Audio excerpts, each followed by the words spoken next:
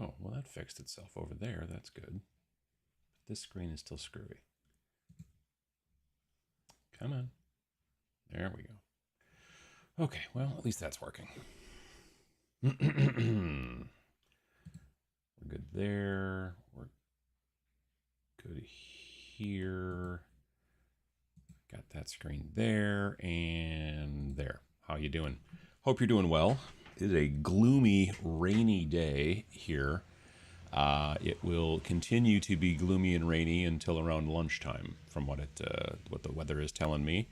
When I got up this morning, I looked at my weather thingy, and it said that the humidity was currently 93%. Now, admittedly, it is raining, so that probably helps. But yeah, it is. Yeah, you'll probably hear very quietly. Okay, maybe not so much because my microphone's doing a good job of killing the extra noise. But when cars drive by, you're going to hear the rain from the road.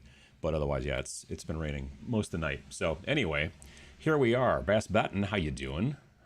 First in chat, indeed. Let's see here. Eckenrock, happy time of day from here in Iowa. How you doing? DJ Todd P. Harris. One Page Rules is my go-to rules for just about every game. I get it. I totally understand. When is Adam going to change the name of his show? I mean, I don't know why I would. I made a logo and everything. Painting some Spectre operations hostages, cool models with bags over their heads. Cool. Good afternoon from Naples, Italy. How you doing, Angus? Amsterdam with last summer days, I feel. Yeah, I think maybe yesterday was our last summer day, maybe. We'll see. I don't know. There might be some days where it's slightly warmer or whatever, but I feel like we're heading into fall, which I'm honestly fine with.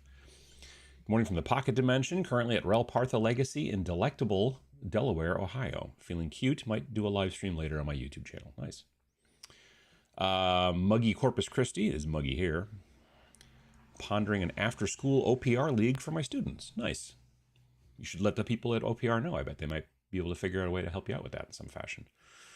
Let's see. Castleberry, Florida, Oklahoma. Good morning from a lovely Washington, D.C. How you doing, Fangazi? Let's see here. Sticky, Tennessee. Good morning from sunny Middle Tennessee. So evidently it's sticky in some spots in Tennessee, but then sunny in other spots. It could be sunny and sticky, I suppose. That's true. Hope everyone is hobbying well. I do as well. Good morning from Green Dolphin Street State Penitentiary in Florida. Good morning from me and the cat. Nice. Good morning from Quebec. Good morning from Round Rock, Texas. Ryan says good morning. Good morning from humid Jacksonville, Florida. Lisbon, Texas. Jonesboro.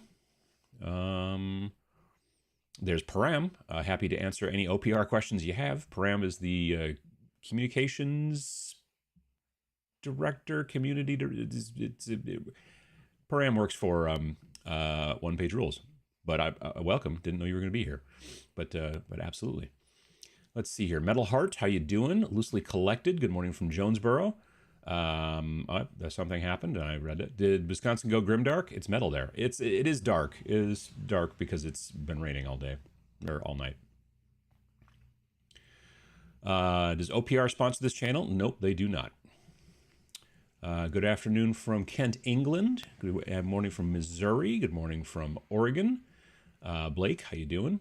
Super excited to see some OPR content over here. I've been talking about OPR on and off for quite some time. I've been a Patreon supporter at the $5 level for quite some time as well, so I get access to all this stuff, the books and stuff. There's a $10 level, then you get all the STLs and everything like that. But I don't do that much 3D printing, although I am starting to do more 3D printing in filament for like terrain and stuff. But the resin is still. I got a friend, Let's see here. Good morning from Seattle. We enjoy the rain. I'm not a fan of rain. It makes my basement leak sometimes, and that makes me sad. Hello from South Africa. How you doing? Also, I don't like getting rained on. I'd rather get snow than rain. Let's see here. Shears Uncle, good morning from Spokane. Working on some Bane Blades for Imperialis this morning. Nice. Space Gamer, how you doing? Looks like the sunroom has become the gloom room. A little bit, yeah. I had to turn on the light thingy over here. If I turn that off, then it gets real spooky in here. Ooh, spooky. Anyway, so yeah, that's it is because of the darkness from the rain. Let's see here. Good afternoon from rainy Europe. Morning from McHenry, Illinois, painting some Stormcast. Nice. Hey from Columbus. How you doing? Here in North Carolina, playtesting my one-box Wargame Challenge entry using Wargames Atlantic Halfling Militia. Nice. That's the thing for Malev, right? Good time of day to all. Working on some Undead for Death Wizards. I'll play someday, I promise. Nice. Morning from California Bay Area. How you doing? Is it 2 pages now? I mean, technically, it's most of them are a good deal of number of pages, but there's still usually a 1-page version as well. But it's both sides of the page. You know, it's a piece of paper, right?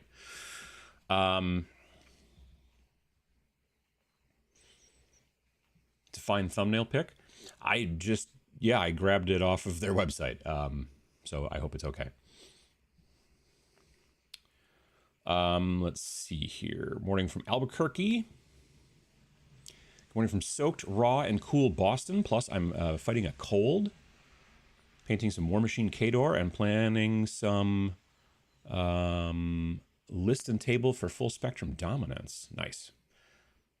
That's got mechs in it, right? Full spectrum dominance. I had somebody mention it, I think in the comments for the video on Friday. Greetings from Montreal. John Ashley Smith, how you doing? Good morning from Idaho. How you doing?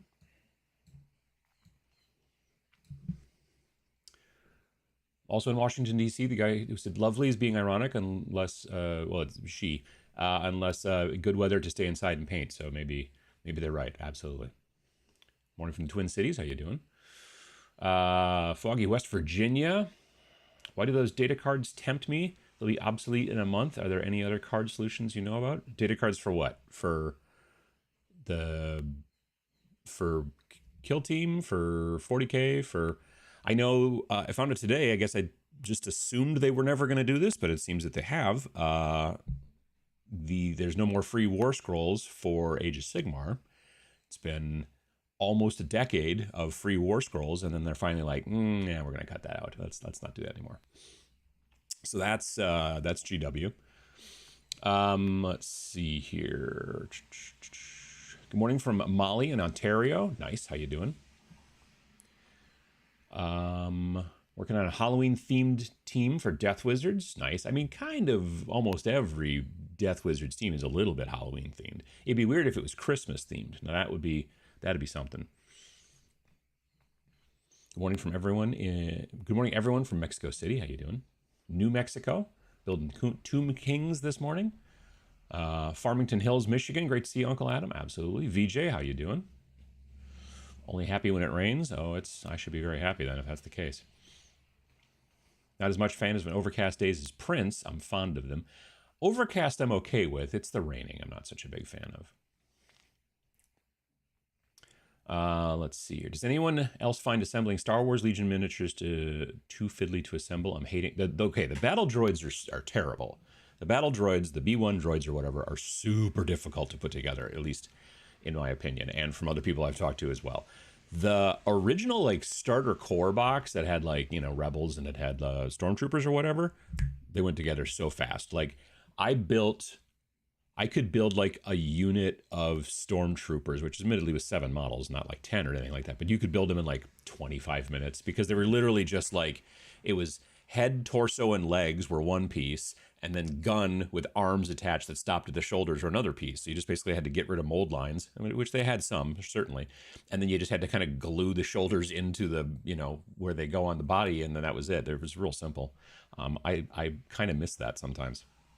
I mean, they weren't the most dynamic, amazing sculpts, but when you get 4 or 5 squads of 7 of them, or usually 6, because you don't usually run both heavy guys in there, but at least you didn't back in the day. They look great, when you get that many of them. Good morning from Nutley, New Jersey, building the Tyranid half Leviathan box. Nice. Let's see here. Wish it would go ahead and rain here, hoping it does and cools down some. I can understand that. Battle droids are horrible. The separatist invasion force is for masochists. I can understand that too. Just back from holiday in Germany, visited 5 Warhammer stores and caught COVID in a museum. Well, that's a bummer. Good morning from St. Paul. Day 400 of the Terrain Necromunda Mobius strip. Nice. Looking at OPR, I just finished printing a Ratman army for OPR Fantasy and Rank and Flank. Nice.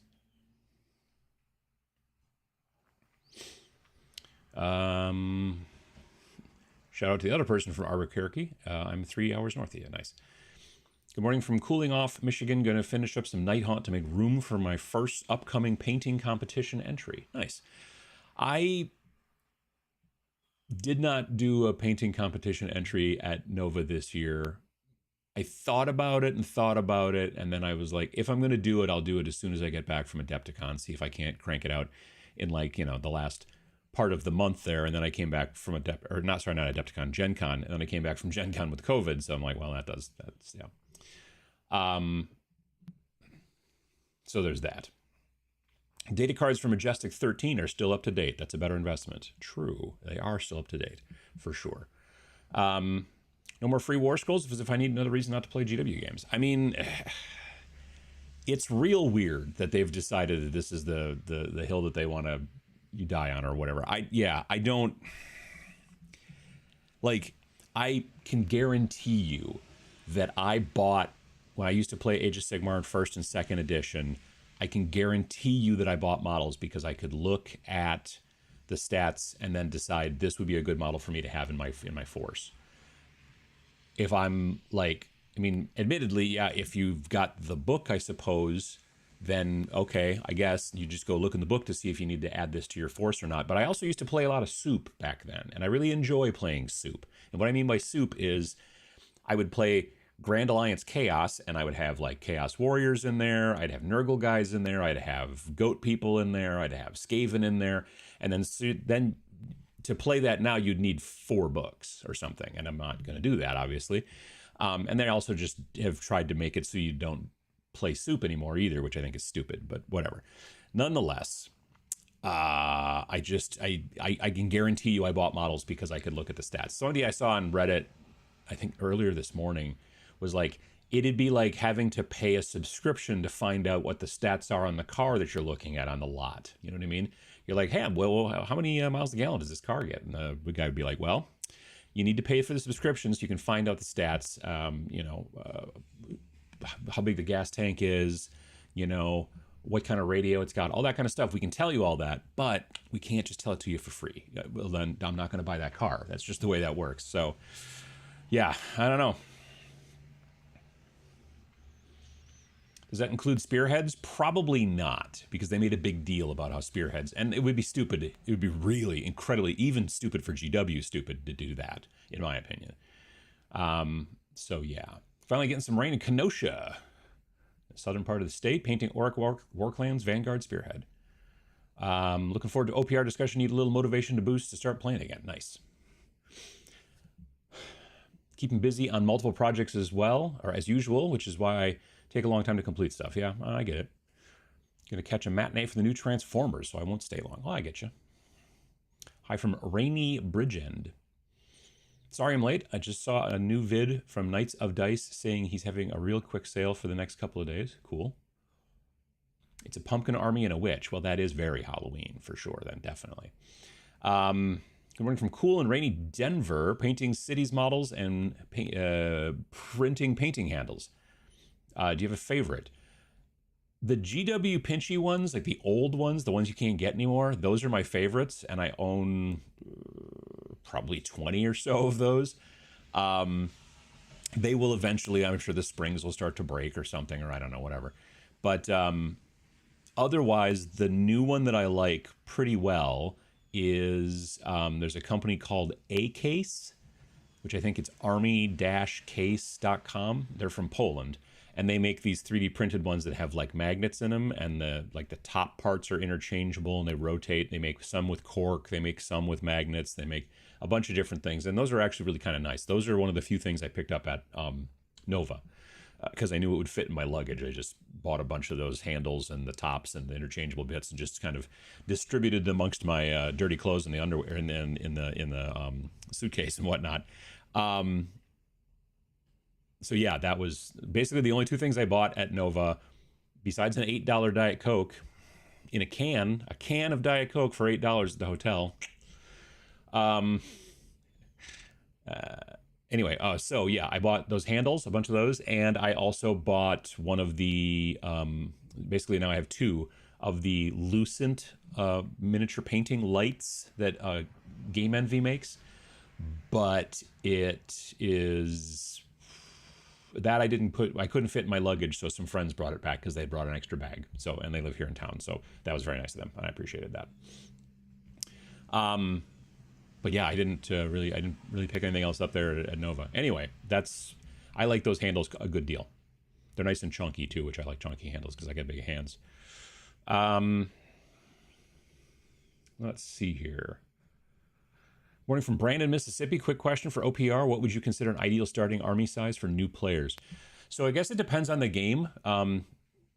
I would say, frankly, that for Grimdark Future, I think a nice starting is probably 1,000 points, which is going to give you a smaller force than the same amount of points in 40K, for sure. You know what I mean? So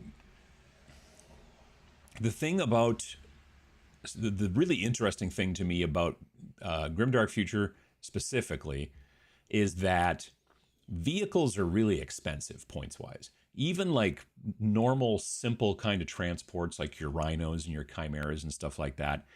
Like I was building 1,000-point Imperial Guard army, Human Defense Force or whatever, for Grimdark Future using my combat patrol box and adding in a couple of little bits and pieces. And a chimera, like out of 1,000 points, a chimera was at the time, I think, somewhere around 225 or maybe 250, like nearly a quarter of the army for that chimera. And you might go, well, that's kind of expensive and sort of silly. Yeah, but vehicles are actually quite scary in Grimdark Future, as they should be. Like if you're a bunch of dudes running around out in the grounds having a battle and stuff like that, and just even an APC shows up, that's a tough thing. That like not everything has to be a tank, you know what I mean? Like that's the thing. So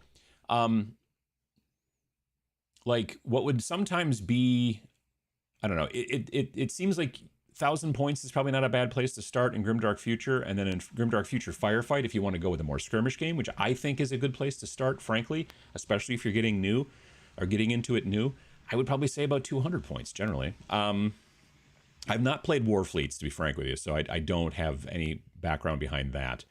And I haven't played Regiments. I've messed with Age of Fantasy and Age of Fantasy Skirmish, but it's been a minute. And I think it's been a couple of years, but mostly I have a tendency to focus on Grimdark Future, which is basically kind of the army-style sci-fi game, and then there's Grimdark Future Firefight, which is the more skirmish-style sci-fi game, so... Anyway, but yeah, I would say it's probably starting around there would not be bad. Wadtamaton, how you doing? Your video made me look at full spectrum dominance again, or the comment did, and drop fleet, and yes, it has mechs and tanks and walkers. That's what I thought. Just painted the Tyranid Warrior and Terminator Captain from the Combat Patrol magazine in the UK. Nice. Bonjour from Quebec City. How you doing? Let's see here. Done with the 3-year cycle of big GW games. Yeah. Thought GW were moving towards more free rules with combat patrols. I think they're only moving to free rules with combat patrols and spearheads. I think that's the trick, is that they're making it like, look, no, like, are they moving to more free rules in 40K than they used to? Yes, in that the rules for combat patrol are free. But on the other hand, one hand giveth and the other taketh away kind of situation. In that situation, yeah, they decided to get rid of the War Scrolls, which I kind of assumed they were going to do when they took them off of the website. And they're like, well, they're still on the app. You can still get them on the app. We're just not going to have PDFs littering the website. It makes the website look all untidy. I'm like, no, what makes the website look bad is your website. But, yeah, I don't know. Good morning from sunny Ottawa. Lucky.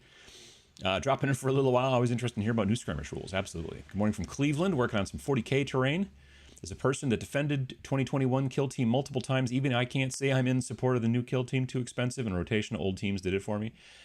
Yeah, that's another thing too. I was talking with the Patreon supporter folks yesterday. I do a monthly live show with the Uncle Adams Irregulars, which are the people who are at the $4 level, which is the highest level I have in the Patreon. And I'm not really making any more videos about Kill Team. I'm done. Like, if people ask about it and stuff like that in a live show or on Twitch or whatever, sure, I'll talk about it. I'm not like, oh, it doesn't exist. But I'm not making any more videos about Kill Team. I'm just, after the shenanigans with what they're doing with the rotation thing, and then now just like all that kind of stuff. Between the rotation thing, getting rid of the compendium, and then now the fact that, like, I'll be honest, that box, that starter box, is cheaper than I thought it was going to be. When they first showed it off, I'm like doing the math in my head, and I'm like, just kind of like basing off of like other things that they've released in the last several years, like the amount of stuff that's in there, the terrain, the forces. I'm like, 285. I bet they're going to charge 285. And there may have been some cynicism involved in that as well. I'm not going to lie, but 285 is what I was thinking. And it was 230. I'm like, oh, that's not bad. That's kind of a little surprising. I'm not going to lie. And then it turns out that all of the bespoke boxes went up $15 to $20 or more per box. I'm like, there it is. There's the other hand. Yes. So, yeah, I'm not making any more videos about Kill Team. I can understand that. Other people can do that. That's fine. We're from Canada, just putting together. I can't. Gulf. I don't think I'm saying that right at all. I've never heard of that town in Canada. I mean, I'm sure there's a lot of towns I've not heard of in Canada, but I don't know that that's not a word I can even pronounce. Wow, interesting. Just putting together my new JSA action pack from Infinity. Cool. How do you start a wargaming group from scratch? My local scene is 40K based, but I like Malifaux and no one here plays. So basically, button. There we go. So in many situations, the best thing to do is to start small and grow slowly, which is kind of my motto in life. So I like to pretty much, like, and I've talked about this a bunch of times, you kind of have to start as a gaming advocate. So Malifaux is your example in this situation. You're going to want to have 2 crews for Malifaux, built and painted and whatever. And then maybe get either some of your friends that war game or some of the people from the other, from the 40K group. Just kind of keep being like, don't be like, pushy and stuff like that. But if anyone wants to try Malifaux, I got 2 sides, and you could just, I'll teach you how to play if you want to take a look at it and get, and you're going to hopefully get somebody who's eventually curious and whatnot. And then you teach them how to play the game. You ask them, you show them both forces. And unless one of the forces is like really difficult to play and the other one's really easy, give them the option. Just be like, which one do you think looks cooler? And they'll be like, I want to play that one. You're like, all right, well, I'll play the other one. And then you kind of teach them the game. Try not to crush them. Just really try not to crush them. Definitely, if they do something, go, okay, well, you could do that, but here's why it might not be the great, do that kind of stuff. Don't be competitive with the person on their first playthrough, because if you like go, well, that was pretty cool, and then you crush them totally, tabled them on turn 2 or whatever, they're not going to be interested in playing that game. So give them some benefit of the doubt and all that kind of stuff, and teach them. Don't just slap them around. And then hopefully, maybe you get them interested, maybe you don't. Just because they played the game, it might not be for them. They might not be ready to step out of the game system that they're already playing, or whatever the deal might be. It just kind of takes time. And then maybe you can kind of start to build up a group of people who get together and play that game. And then, the other thing to look at too is, let's say there's a group in your local area that's 30 people and they all play 40K. You don't need to have 30 people in your group. A group can be 3 or 4 people easily. You know what I mean? So it's the same thing that we get like in game design too. People ask us, they're like, well, you guys ever going to get as big as Games Workshop? Which is a crazy question to ask of me and Vince. You know what I mean? But I hear it from time to time. No, we have no plans to get anywhere near that size. Not everything always has to be the best. Not everything always has to be number one. You can, especially in business, or also potentially in gaming clubs, if it's the right size, it's the right size. You know what I mean? Like, if you've got 6 people who get together and play Malifaux, as an example, on the regular, that's awesome. doesn't need to be 30 people. You know what I mean? That's just, I don't know. To be perfectly frank, a really big gaming club seems sometimes like it's fraught with all kinds of issues, but you know, it's up to the group, I suppose. Whoop, it moved. Someone said I'm too poor for Games Workshop. I can understand that. It is expensive stuff. There we go. Starting my day with some coffee in Key West, about to slice some terrain STLs. I thought you were going to get a slice of key lime pie, which now I kind of want key lime pie, but terrain STLs are pretty cool too. Good morning from Seattle. Dug out my Relic Blade stuff and sorting what I have. I forgot how awesome the work that Sean put into the game is. Yeah, I mean, again, like I said in the video yesterday or 2 days ago, Sean does the illustrations. He designs the models. I think he might have used to, in the early days, maybe hand sculpted them, but now he digitally sculpts them. I'm 98% sure. Maybe he never did the hand sculpting. Maybe it was always digital. I don't know. But I know that he sculpts them, does all the illustrations. Pretty sure he does the book layout, obviously designs the game, all that kind of stuff. And also in the early days, I've been told that he also used to pour the metal. Like he would like literally like, you know, be actually pouring the metal miniatures. Now they are metal miniatures, but most of them are one piece. They're actually really nice metal miniatures. I'm not usually a fan of metal miniatures, but they do good work.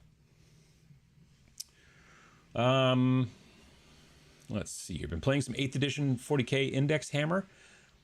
Started with, I get that. Yep, okay. I was like, Index Hammer. Oh, yeah, okay. 8th edition makes sense. Started with 9th edition, so going back feels a little weird. I thought 8th edition was a pretty good edition for a while. Yeah, but then, again, they kind of start messing it up a little bit.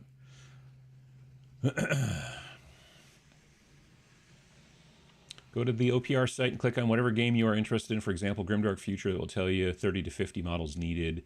Grimdark Firefight Skirmish will say 10 to 15. I mean, I feel like those numbers are sometimes kind of high. Like, I have 2 forces for Grimdark Future Firefight that are 4 models apiece. It's, what are they called? The Battle Brothers? Battle Brothers, yeah. The, not the Prime Battle Brothers, but the regular Battle Brothers. And yeah, I've got, I used models from the Age of Darkness box, like old, like 30K models. I used a group of 3 of those plus a leader guy, which is one of those Praetor models from that box. And then I had 3 guys in another Praetor. And so that's, yeah, it's two forces right there, 4 models apiece. On average, maybe it's probably closer to at least 10, you know, for that kind of thing. But so the reason I'm kind of talking about one-page rules is because a little bit yesterday in the afternoon, I went through and started working on like models that I already have that I painted up for Kill Team, that I painted up for combat patrols, that I painted up for a bunch of different things, and trying to figure out, because I'm going to be going to Dragonfall in 2 weeks. Yes, 2 weeks I'll be at Dragonfall, which is a small little local miniatures convention, probably 300 to 400 people, and it is it's a charity convention, so they raise money for like Extra Life and a bunch of other stuff. And so anyway, I'm like, well, I'm not going there to play in any tournaments or anything. I'm just basically kind of going to hang out and talk to people and stuff. And I'm like, I should bring something to play. And so after the live stream I did yesterday for the Patreon folks, I was like, I should start going through my models and figuring out. So I, brought up the excellent army builder, the online army builder thing for Grimdark Future Firefight, and started going through and going, okay, well, I've got these. Well, what can I do with these to make a list and all that kind of stuff? So that's kind of what got me started on this concept here, talking about OPR, is that I figured that'll be a good game to bring. And I can bring multiple forces. So if other people show up to, like that I know that are going to be a Dragonfall that didn't bring any models or whatever, then I can be, well, again, pick a side, and then we'll go from there, and I'll take the other one. So yeah. Actually building a league for OPR right now, my FLGS. Nice. Currently painting Blade and Moon Knight for Crisis Protocol. Cool. I love mixing forces that make sense for Age of Sigmar and Old World. It's why you have grand alliances. You'd think so, yeah. I mean, that was the thing that was awesome about Age of Sigmar back in the day, was like they were a bit more. Soup was okay, and then they got to the point where they're like, we really don't want you to do that. Well, then I guess I really don't want to play. Greetings from Sheboygan. How you doing? Steel Rift is my primary focus as of late. Need to get a bunch of magnets to take advantage of all the weapon options that came in the starter I got. Sure. Steel Rift is also an awesome mech game. I'm planning on bringing... If I can get terrain done in time, I have a bunch of 3D printed 6mm scale, buildings and such, and they're primed. If I can kind of get them painted up a little bit, then I could also bring Steel Rift and also technically Flames of Orion and use them for both, really. So we'll see how that goes. My concern is I'm going to, bring a bunch of stuff and then not do any of it. But I guess it's better than the opposite of sitting around going, geez, I should have brought something. You know what I mean? I have a tendency to overpack. Let's just say that.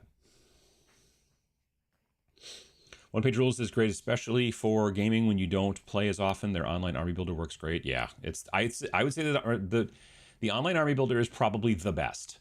Full stop. I can't think of another company that makes a better online army builder. Games Workshop certainly does not. The one for Infinity is very good, but it is also...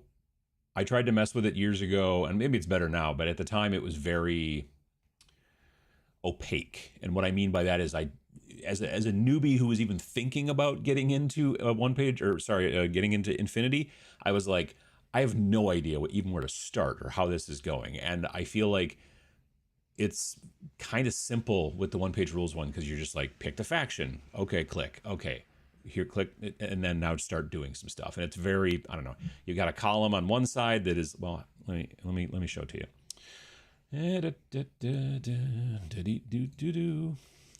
All right, so let's go over here to, I don't know, Age of Fantasy Skirmish.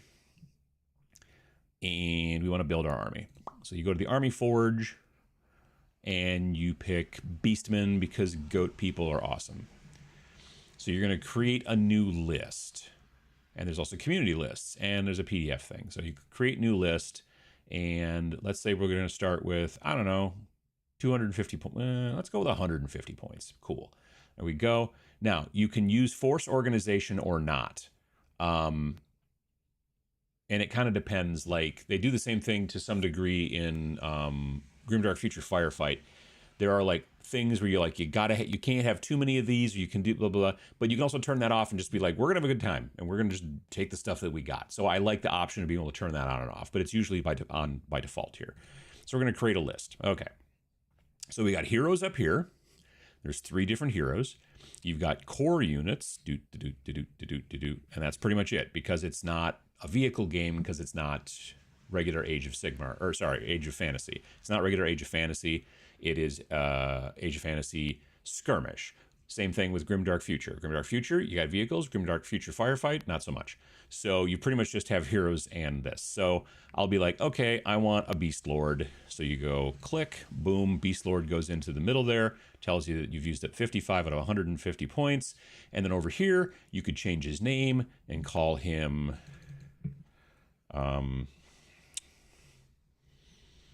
Mr. Midnight, which is my in-laws' cat's name.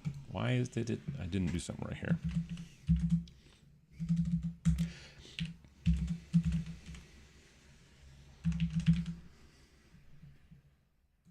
There we go. So you do that, and it will give you, the thing that's also awesome too is it'll tell you, oh, he has Furious, Hero, and Tough, and you're like, cool, what does that mean? Well, you just mouse over it and it will tell you right there. And when you print it out, it will put that information as well directly onto the sheet, which is another thing that a lot of most companies do it. GW refuses, like if you have a sheet that says this is my army, they never want to tell you what the powers are on it. Like even the cards that they make, they'll be like, oh, it's just devastating wounds. And you're like, what's devastating wounds? And they're like, well, go look in the book that we made you buy. And you're like, great. So I have to go down and dig through the book to figure out what devastating wounds is. And with this, when you go look at the list, I'll just show you here. So here's Mr. Midnight. He's a Beast Lord. He's got quality 3+, defense 3+, tough 3. And then down here, this is what Hero does. This is what Tough does. This is what Furious does. This is basically when you print the list, this is what it'll look like. And you can switch between these kind of cards format where you've got, Mr. Midnight here, and this is a card, and then all the other guys will be up here too. Or you can click over here and switch it to table. So if you're just more interested in it being a simple table across, cool. But if you like the card system, you can do that. They're not like cards you cut out. It's just like on the sheet that you're going to print out, just like card, card, card, card, card versus just line, line, line, line. Kind of depends on what you like. Anyway, so let's see. Currently, it is angry because I don't have any regular dudes. So I get that. May not bring any single unit worth more than 35% of total points. So my total points are currently only 55, and this guy's all of them. So it makes sense. So if I wanted to bring some warriors, so here the number shows this is one beast lord, and this would be one elite or one centaur. And though this is a skirmish game, sometimes you have tiny little squads. So here, these hunters, they come in a pack of 3 when you decide I will pay 20 points and get 3 of them. But then they have to stay kind of like in a tight little squad, which is also different than something like Kill Team or a lot of other skirmish games. Now, if you don't want to do that, you could just go with elites instead. So you can go, okay, I'm going to take 2 of these elites and may not bring a single unit worth more than 35 points. I don't know what that's. Oh, maybe he's just too many points. I don't know. That's weird. But anyway, everything kind of works out this way. Harpies, I assume, can fly. Yep, they've got flying, so we'll take one of those.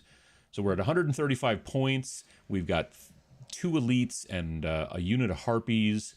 And you can also go through on these elites and go, okay, well, let's see. This guy's got a heavy hand weapon, but I could give him a halberd, which would give him rending and AP 1. That'd be 5 points. I can also give him the sergeant ability, and now I'm at 145 points out of 150 points, that kind of stuff. It's relatively simple, and like I said, you go bam, here's our stats, and again, I could have named each person individually, and then all the different powers and things like that, the special rules are listed in here. You just print out this PDF, you have your sheet. And again, if you want to do it that way, depends on how you like it to look at it, you know what I mean? But it's just and again, this was free. I wasn't like logged in or anything like that. This is how you build your units and stuff like that in the game. And it's pretty cool. So anyway, I hope that helps. Let's see here. Where were we?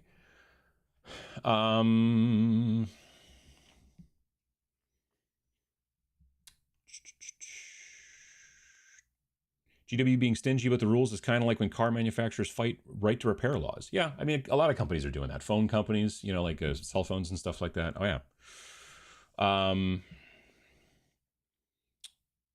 Let's see here. Not OPR, but how do you feel about the boarding patrol list building? It's 500 points, but doesn't seem a predefined as Kill Team 2021.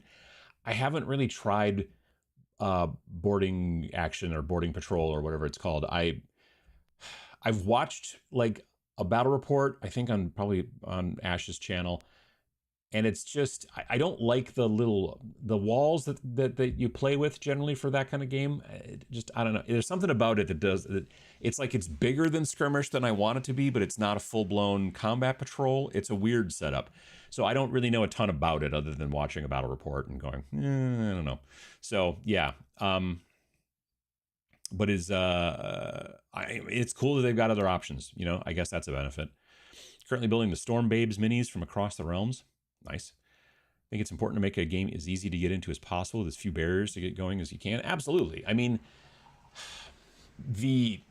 when you take what we do, tabletop wargaming, and you compare it to, let's say, video gaming as an example. Video gaming, you save up, you buy a console, you save up, but you buy a fancy computer. You want to play a new game, you download it, install it. It's pretty much automated these days if you're using Steam or if you're using whatever, Xbox, PlayStation, whatever. And then you play your game.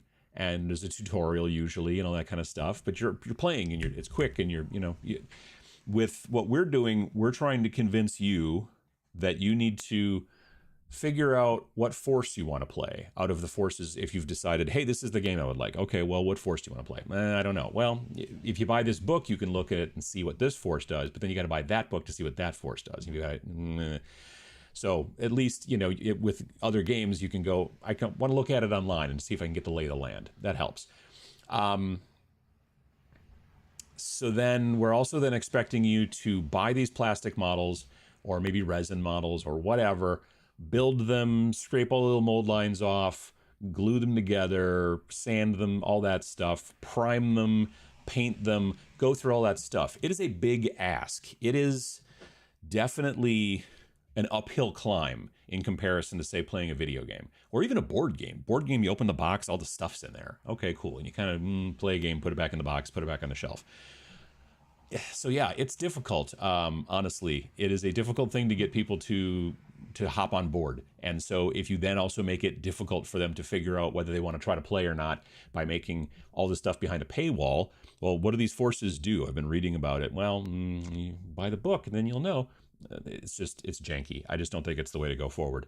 So, yeah, I think you definitely need to be able to make sure to give people, I mean, like the folks at Steel Rift, I had a conversation with them last year where I was like, I kind of wish you guys had some like pre-made lists, because like I'm getting into the game, but I'm not sure if I'm building the lists correctly or if I'm making a list that makes sense and that kind of stuff. And they were like, and now when you go onto their website, they've got pre-made lists. That $45 starter box that I posted about in my video on Friday, like, comes with pre-made lists. Like there's a list for one side and a list for the other side, and that's just the way that's how you start. It's a quick start, 2-player starter, and so that's how you start. Can you change things and add things if you get into the full game? Absolutely. You can modify to your heart's content, but just being like the analysis paralysis that some people have about, like, I don't know how to start. Well, if you just go, look, play this list. Okay, cool. I can start there. And then you get the hang of it. You start to understand how the game works, how things function. And you go, I think I would like this laser instead of that laser or whatever. And then you can start to modify things. It just makes a lot of sense. Have you seen the YouTube video where someone scratch built a Skaven Astra Militarum unit built from GW Skaven minis and old school Imperial Guard? They scream OPR. Nice. I haven't. No. I know that Vince has been making what he calls Ratcast, which are basically Stormcast models with Skaven heads. And he's got a whole army of those. I think the video that he did yesterday is about his Ratcast, if I remember correctly.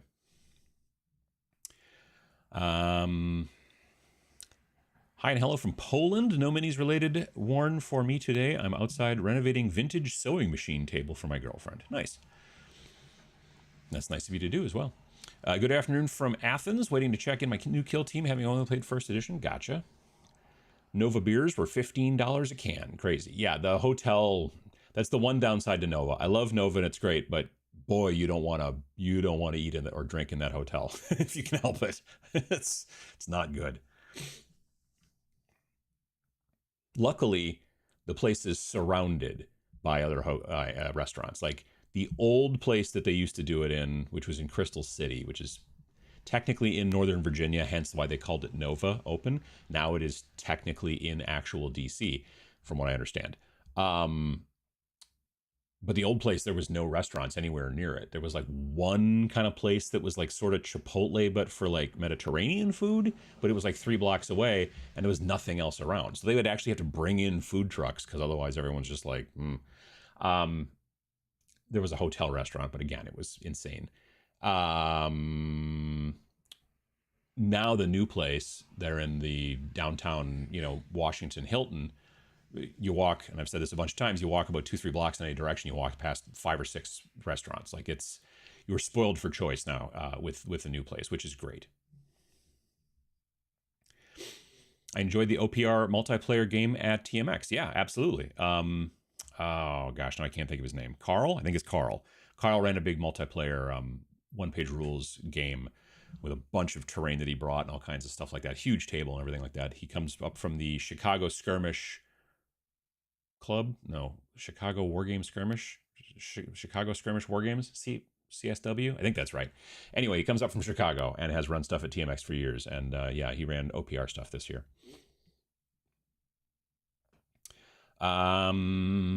Let's see here. I love end of summer sales. I got some great Mantic boxes from Fabricators Forge. Nice. The reason vehicles in 40K are lower in points is because that makes you want to buy more physical models. You're not wrong. Absolutely, I get it.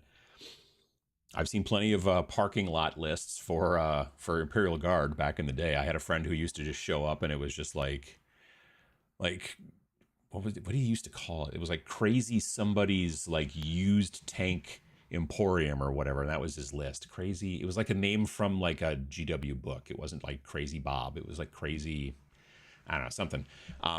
But yeah, he would just have, you know, just artillery and tanks and all kinds of stuff. And he had like 4 dudes on the table, it seemed like. Anyway, I do like some of the things in Grimdark Future, namely just having a quality and a defense, with all this 2 being all you have to worry about for attack and saves. Yeah, absolutely. That's, you know, some people are like, well, the game's not very deep. And you're like, don't, I don't think it's a good idea to conflate, maybe conflate's not the right word. I don't think it's a good idea to identify a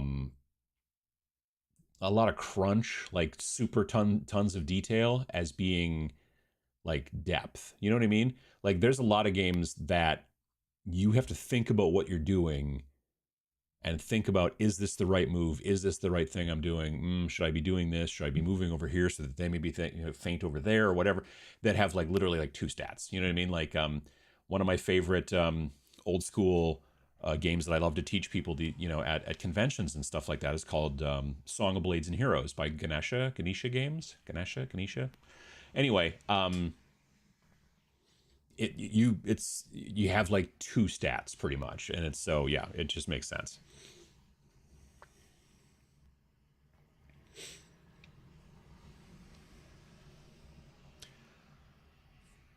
Are the army builders for Combat Patrol going to be free?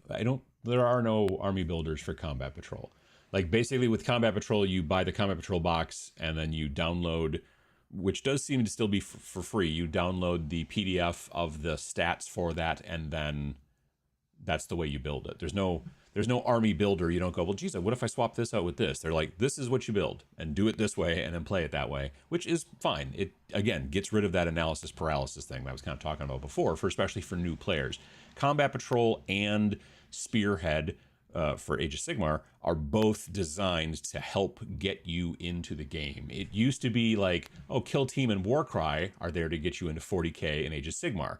And then they realized that that doesn't really work. So then that's when they came up with the idea for Combat Patrol and Spearhead, because the reason that those things get you into the next game, 40k and Age of Sigmar respectively, is because they use the 40k and Age of Sigmar rules, whereas Warcry and Kill Team didn't. So it makes more sense. But again, it takes the decisioning out of your hands, so you don't have to go, oh gosh, should I do it this way or should I do it that way? Now, the people that I've seen that have complained about it and be like, yeah, but I want a list build, well, then play 500 points. Then you can list build to your heart's content. But if you're just like, I want to get started, I want to buy a single box, build it, play it, get the hang of it, Combat Patrol and Spearhead are both still, smart moves in that situation. And also, like I said, you still can download all the stuff for free for that. They would be incredibly dumb to take that portion away, so they probably won't, but never say never. Let's see here. Mantic Games Armada has got me interested in Warfleets. Oh, that's the one with the boats. The boats is Armada. Yep. Warfleets is the spaceships, right? Yes. If they can make a version that's fantasy instead of Grimdark, sure. Are there army builders for Combat Patrol? Wait, I read that one. Sorry. Is there another skirmish old world like Warcry game? I always liked the old world, but I'm a skirmish fan. Not from GW, no. Like basically you've got Warcry, you've got Spearhead, which is basically, predetermined small group for Age of Sigmar. You got Age of Sigmar. Like there's not a skirmish old world, I don't think. Be sort of smart of them to do that, though. Maybe. I don't know. I mean, there's nothing that says you can't use your models, I suppose. They just don't have specific old world stats in Warcry that I have seen. Oh, sorry, I meant Kill Team. Oh, I see what you're saying. Army builders for Kill Team going to be free. Ah, yes. I don't know. I know that it's going to be an app. I don't know if they're going to be free or not. I think somebody said that they thought the app was going to be free, but again, we don't know, or I don't know, so I can't say yes or no in that situation. Glad I have my rule book for Kill Team Core 2019. I think technically 2018, but I know what you're talking about. Yes. Elites and my Gellerpox, keeping those handy. That makes sense. It's weird that they are pulling back on free War Scrolls for Age of Sigmar, but going to free data slates for the new Kill Team. Yeah, well, because they're kind of forcing you to some degree to buy these bespoke boxes. If I had to guess, I would say that's probably what it is. For a Kill Team, I mean.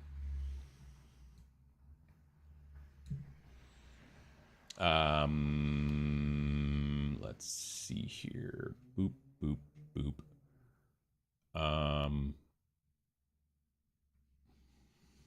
Where are we here? I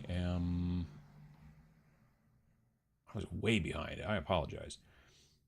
And then it moved, and now I can't find where I was. Scouts going up to $80 is a crime. Yeah. There we go. Okay. It's a whole lot of terrain in solo mode is great, but making old kill teams obsolete is madness. I agree. The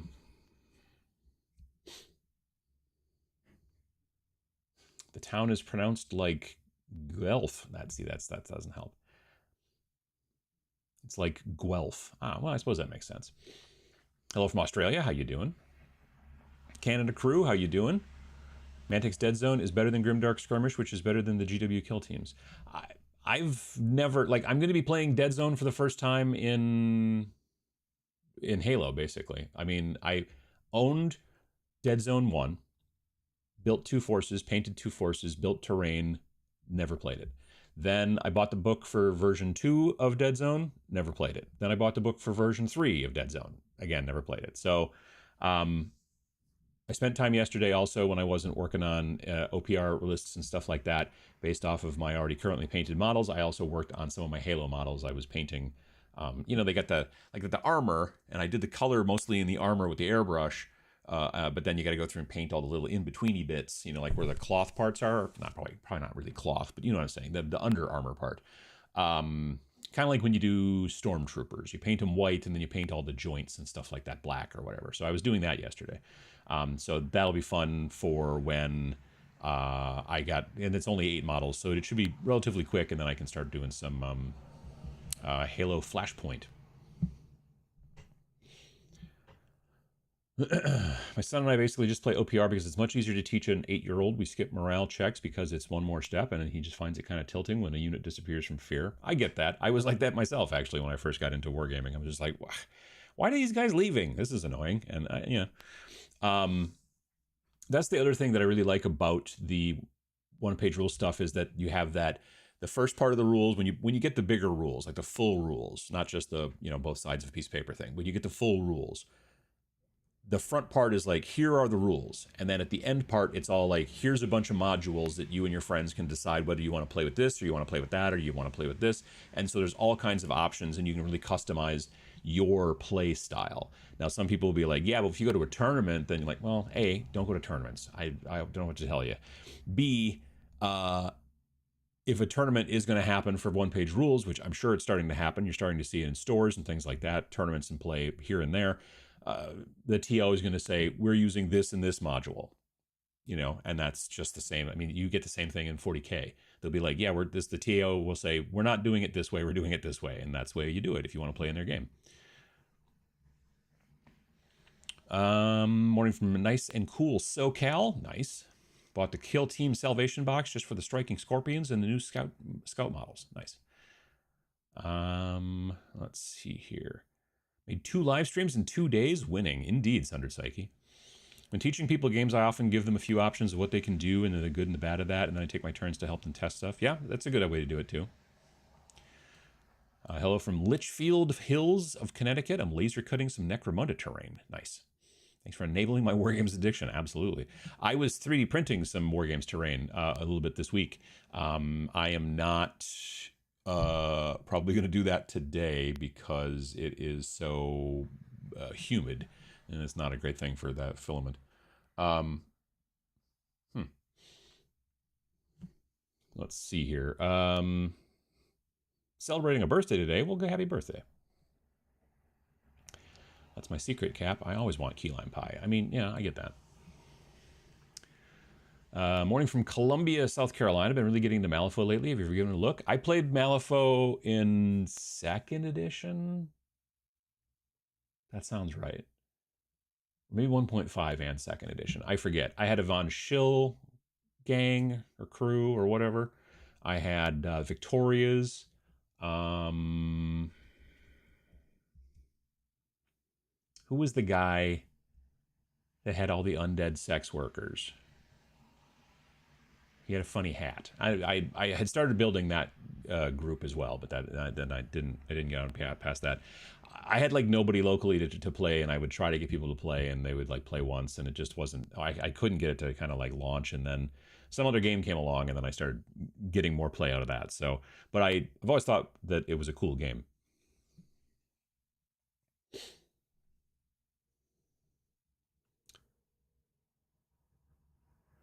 So I'm hearing is I can take a 30-minute drive to Dragonfall and have Uncle Adam teach me OPR, potentially, if I get my stuff together. Let's see here. Made a 150-point list for Fantasy Skirmish and is weighing in at 9 models. Could have run about 4 if I wanted, honestly. Sure, yeah. Space Marine 2 and the possible Amazon show. There are tons of eyes on GW. Them. Let's mess this up. Make it hard for new players. Yeah, we talked a little bit about the Amazon show yesterday in the chat too, and I don't know, or maybe it was on Twitch on Friday. I don't know. I'm just dubious that it's going to actually ever happen. We'll see. No, it was yesterday. It was yesterday we talked about it because I remember I was getting Josh Brolin and Josh Hartnett mixed up. That's part of the conversation. I remember that.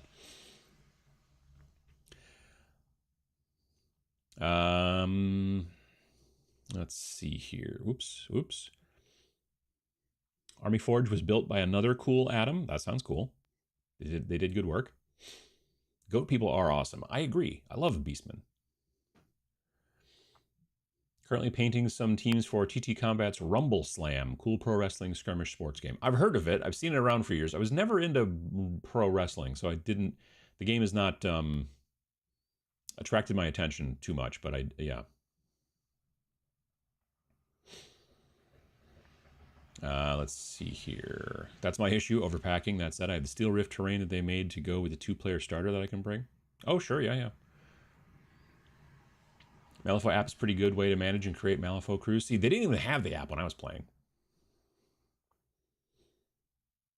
Rumble Slam has a lot of great wrestling minis and some very strange ones. That makes sense. Speaking of mech combat, does OPR plan on doing rules for such a genre? That would be interesting. I would like to see what they would do for mech combat, because I'm seeing so many more mech games these days, you know what I mean? If you don't want to print it, your army usually fits on one phone screen for easy reference. Nice. I bought 2 of Swolef, so I can use one as a big guy for my Norse Blood Bowl team. I don't think I know what Swolef is.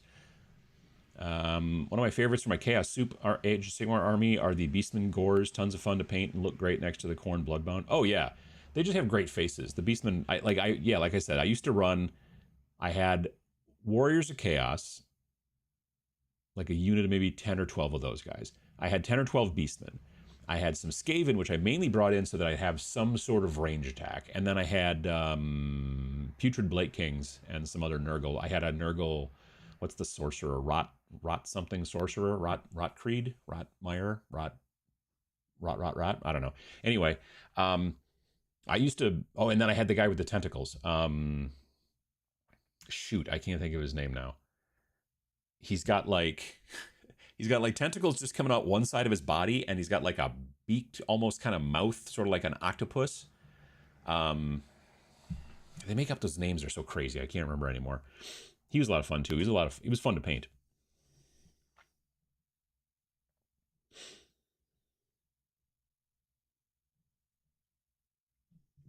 I've been building my own faction using Army Forge. Is a few weeks from Rumbles now. I've been finished the old confrontation for Army Age Fantasy. Nice.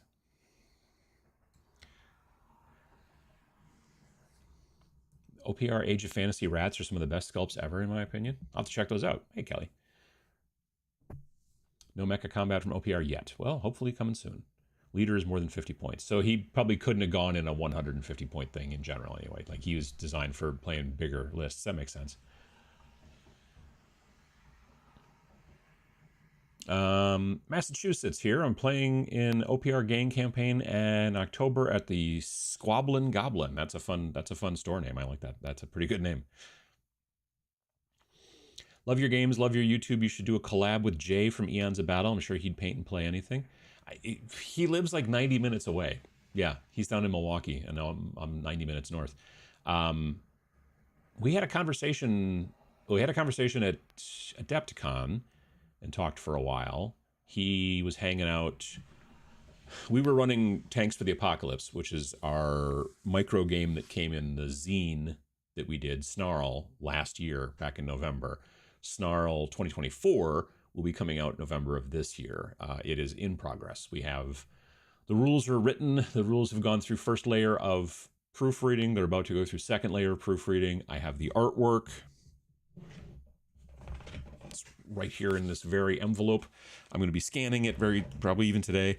And then starting layout and all that kind of stuff. So yeah, it should come out I think it's either the 1st or the 8th, I think, of November is the plan. So there'll be a new micro game in that. Anyway, so we were running Tanks for the Apocalypse at Adepticon, and I was talking a bit with Jay, and then he and I kind of talked. We had like a call, I don't know, sometime after Adepticon, sometime this summer. I had no idea they were making so much, what do you call it? Terrain, like STLs, terrain STLs, you know? I didn't realize that they were doing like that as part of the Patreon and stuff. That's super smart. OPR has dropped a bunch of their rule sets, their sports game, their Mad Max Wasteland car game, and their mech game. Still have the downloads on my laptop. Nice. Group is starting a campaign with Kill Team using the Galadark terrain. So far, not impressed. I don't like the Galadark terrain. It looks cool. It's great for photography. Don't get me wrong. But I don't like how it just turns everything into a choke point. You know what I mean? I personally prefer, and this is, again, my opinion, I prefer a more open board. Lots of terrain and things to move around, but as opposed to like, there's literally no way I could ever shoot at you unless I get to this door where then you guys can shoot at me. But there's no way, you know, like the walls and the doors and all that kind of stuff. It's just not great for me.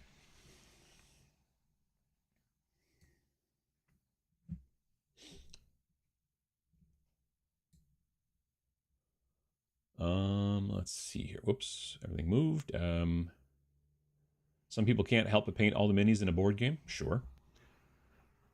Really want to find a way to branch out from GW, but make sure my local store can still do well. I mean, I'm going to be honest with you. I still end up buying some of their models from time to time, for sure. It's just more often than not, it's the rules that I'm just not interested in either paying for anymore in the ways that they're making you do it, or they're just not, you know, my cup of tea. They are getting to the point where even the models are getting too expensive by a good deal, you know. Like, I didn't bring it up, and I kind of should have, but that 2-player starter for Steel Rift is a $45 box. Comes with 6 models, comes with the quick start rules, comes with the sheets you need, comes with all the stuff, comes with the 2D terrain, the whole deal. It's $45. That's how much Ursula Creed costs. She is a single hero model for the Imperial Guard. She's not as big as Abaddon, the Despoiler, or whatever. She's not as big as she's a regular lady about yay big. And she's $45. So yeah, that is that's crazy. So the other trick is if your local store only sells GW stuff ever, well, that's maybe something they should think about also looking at too. But, you know, certainly buy your paints and brushes and stuff like that from them. That's definitely helpful as well.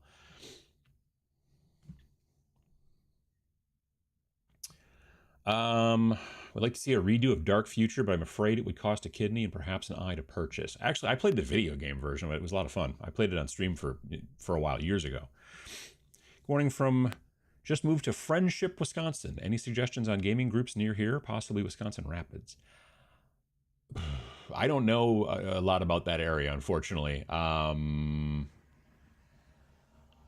went to college with a woman from Rapids, but I don't really know anything about like the gaming clubs or well, I don't know if there's any gaming clubs per se. I don't think well gaming stores in that area, unfortunately, either. But I'm sure there probably are some. Wisconsin has got a lot of gaming stores, but I don't know about Wisconsin Rapids, unfortunately. I wish Steel Rift sold mech STLs. I can understand that. Excellent Friday video. I'm a sucker for 2-player starter boxes, and I'm going to have to try to give Fallout Factions a try. Fallout Factions looks cool, and I'm looking forward to, once I get Halo done, then I will probably try to start building models for Fallout Factions, because they're hard plastic on sprues, so they'll be not too difficult. Good morning from Saskatchewan. How you doing? Let's see here. Love their army builder, but whenever I open it, I noticed hours have suddenly gone by. Sure, oh yeah. Planning on any Halloween gaming? Death Wizard, Silver Bayonet, Devilry Afoot. I'm not familiar with Devilry Afoot. I should look into that. I don't think so. Let's see. By the time Halloween rolls around, I'll be back from VinciCon for sure, because VinciCon's in the middle part of the month. Yeah, I don't know. That's a good question.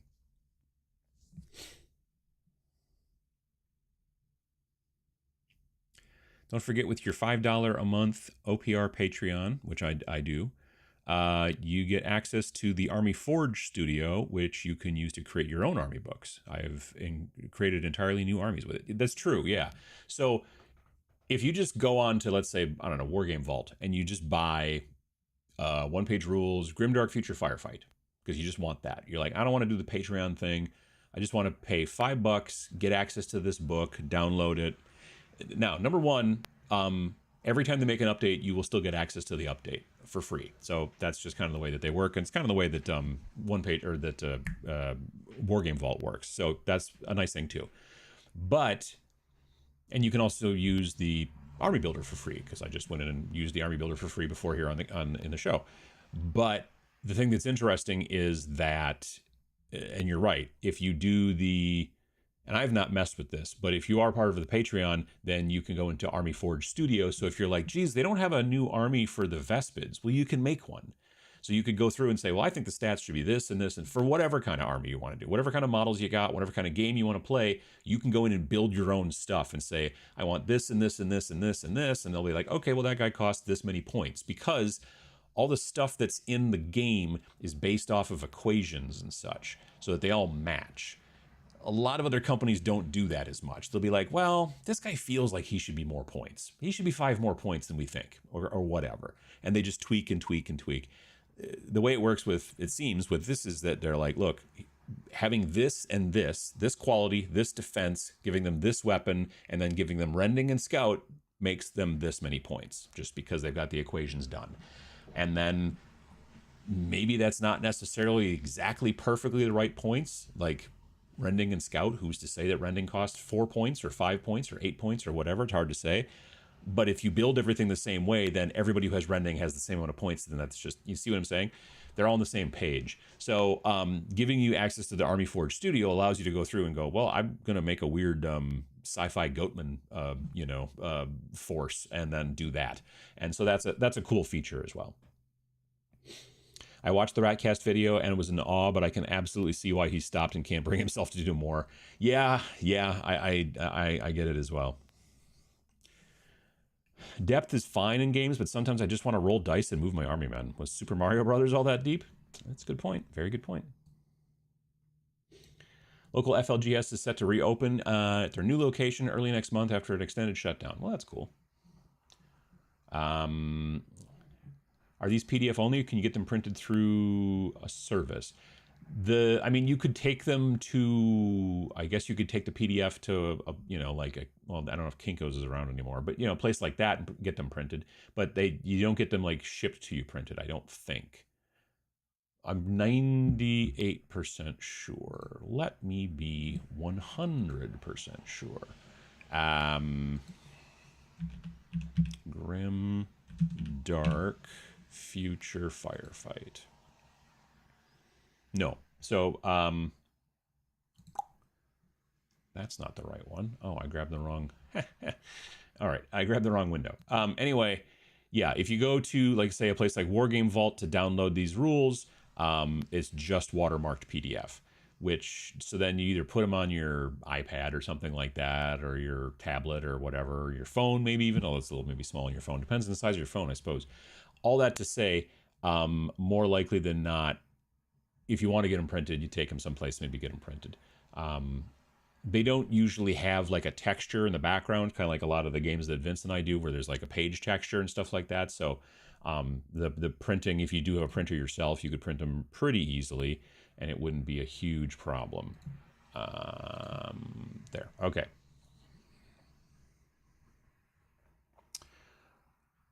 Let's see here.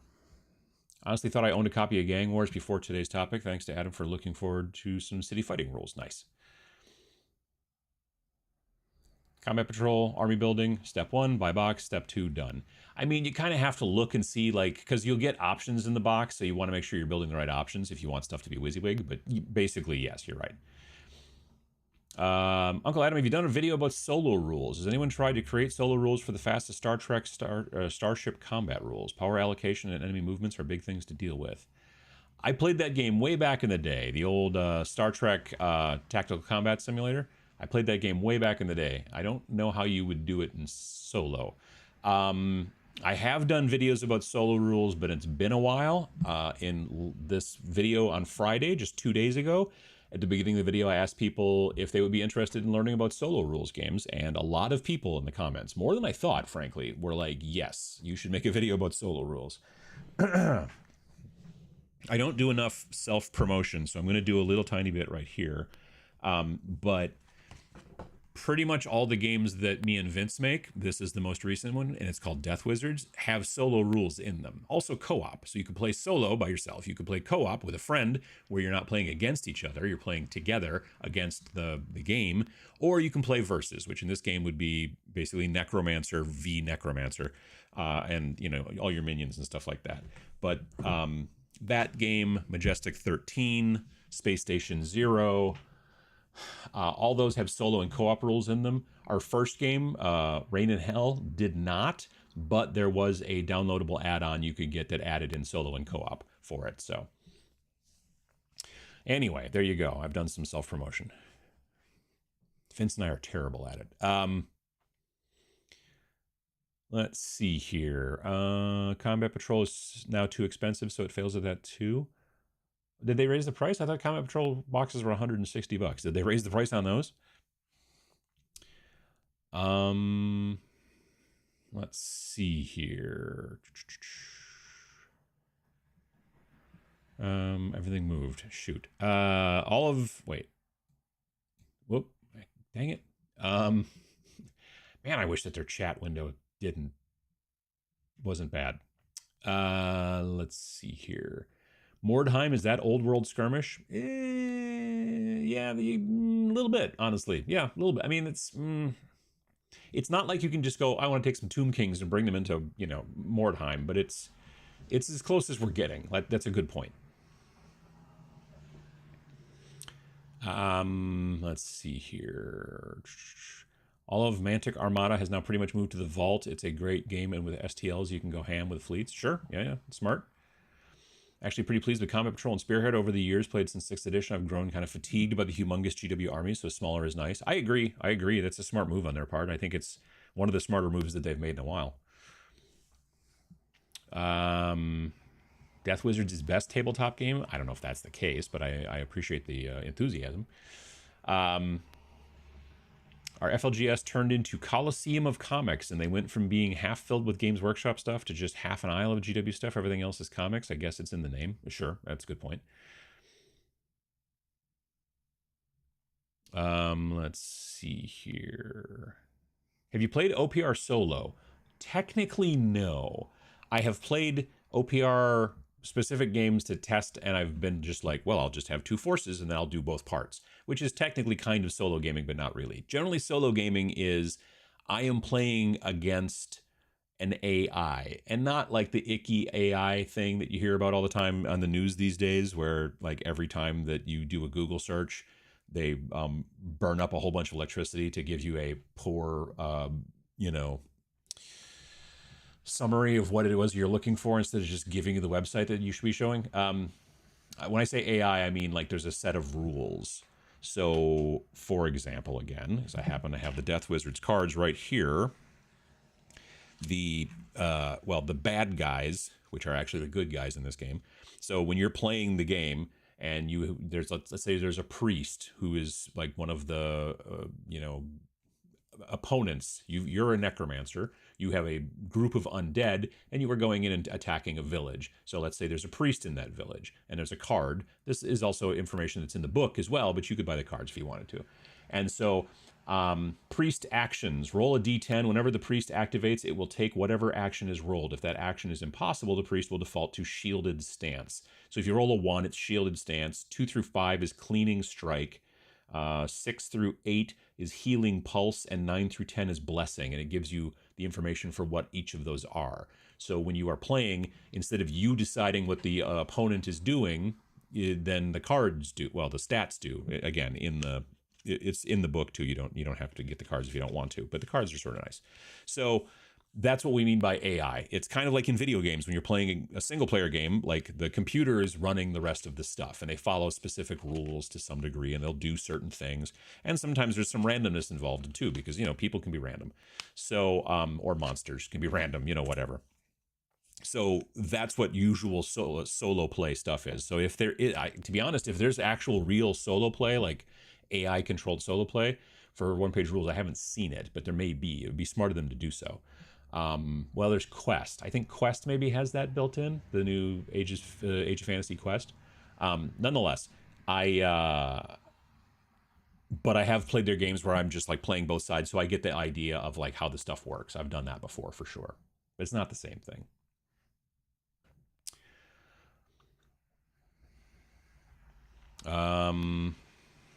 Let's see here. So excited to see Tabletop Means getting into Halo DZ, such a good rule set. Nice. Hello from Knoxville, Tennessee. How you doing? Started to play Spectre Operations Modern Warfare. I got to admit, I like the fact that a OH scale terrain is easily found and it's almost always pre-painted. Oh, like train stuff. Yeah, that is helpful in those situations.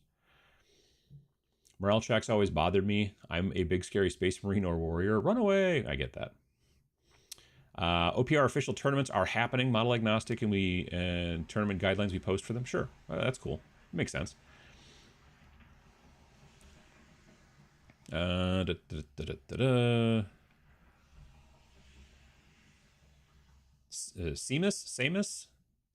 Yeah, that's the guy from Malifaux. That was the one I was looking. I couldn't remember his name with the funny hat. Let's see here. Apparently OPR Regiments is the least common OPR game. Common. Interesting. I don't know what you mean by common. There's an Amazon animated anthology series with a 40K segment coming. Yeah, it's called Secret Level or something like that. And each episode is like an animated like half-hour show maybe or something like that. And it's about different video games. And one of the video games is Space Marine 2, I think. So yes, that is coming. Whether they're going to have a full-blown live action thing or whatever with big Hank Calville, I don't know. Hello from Sweden. Been going through a bunch of minis I primed years ago but never got around to. The Myrmidon for Warcry. Oh yeah, no, he's a cool model. Bandits for Zona Alpha and a squad of Storm Boys for my orcs. Nice. Gutrot Spume. That's his name. It's so obvious. It's right there on the... Yes, Gutrot Spume. Yeah, that's the guy with the tentacles and the squid mouth in his tummy. That's Nurgle. You're gonna get that. Age of Fantasy art seems to scratch that old world itch. I'm digging it. Nice. Currently painting a General Grievous for Star Wars Shatterpoint. Any suggestion on how to add very mild green tint to 2 of his lightsabers? What I would do personally is probably paint the lightsabers white and then grab a speed paint color from Army Painter that is in the right hue. Like it's maybe not a yellowy green, it's not too blue of a green, but whatever green you're looking for, and then I would thin it way down. Probably with the medium, but you could try with water as well. The medium is going to work maybe a touch better so it doesn't split if you have to really thin it down. And then put that on, and then like literally then let it dry. Here's the thing about almost all transparent paints, whether it's washes, whether it's contrast paints, speed paints, whatever manufacturer, when you put them on, so like a normal opaque acrylic paint, when you put it on the model, it will be bright, and then as it dries, it will darken down a little bit. You put it on there and go, oh, geez, that's too much yellow, and it's too bright, and then just hang on, and then it will dry, and you'll be like, oh, perfect. The downside is that when you put a paint color on a model and you're like, that's exactly it. Well, I've got bad news. It's going to get a little bit darker as it dries. That's just the way it works. That's not how transparent paints work. Transparent paints, you put it on, and you're like, ooh, that's too much. They will get more transparent. So when you decide to take your lightsaber and you throw a green on there and you're like, I think that's almost perfect. It's going to get a little bit less perfect as it dries. So then you might want to put on a second layer once it's dry. Also, make sure it's completely dry before you put a second layer on there. If you're trying to cover, like do 2 layers at once, just wait till it's completely dry. Because otherwise, sometimes the wet, and this has happened on any paint, opaque paints, whatever. If the paint is not set yet, and then you try to go through and do a second coat, you can tear the original coat, and then it just looks like crap. So don't do that.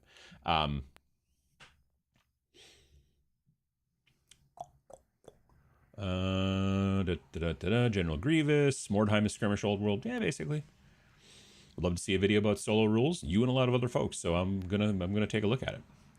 Like I said, I did a video about solo games a long time ago, but it was, again, A, a long time ago, and B, there's definitely been a solo games, like, I don't want to say revolution, but there's definitely been a surge for sure. Good evening from Malaysia. Asking from a game standpoint, should OPR's factions have different notable groups like orc clans with their own special buffs, and if not, then why? I'm going to read that again. Should OPR's factions have different notable groups with their own... Oh, so like sub-factions, you mean? Sure, I could see that. I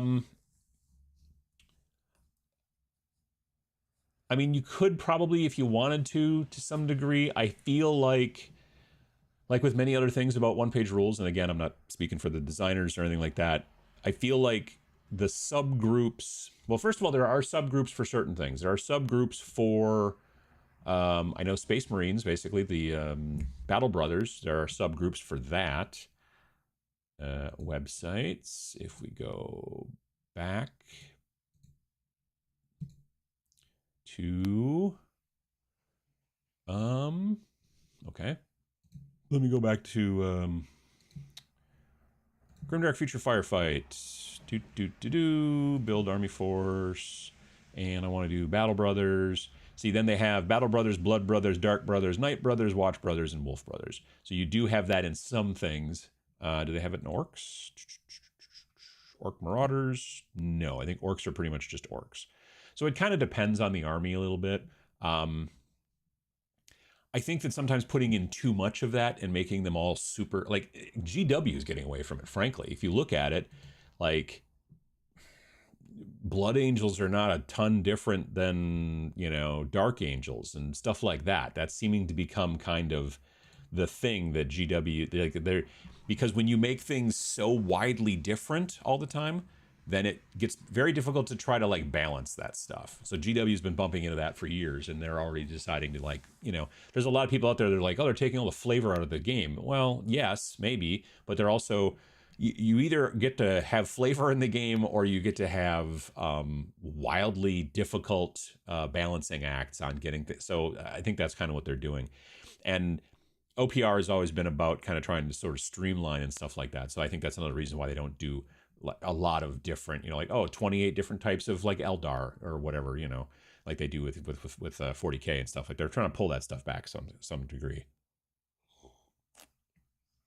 If I'm understanding your question, I hope I am.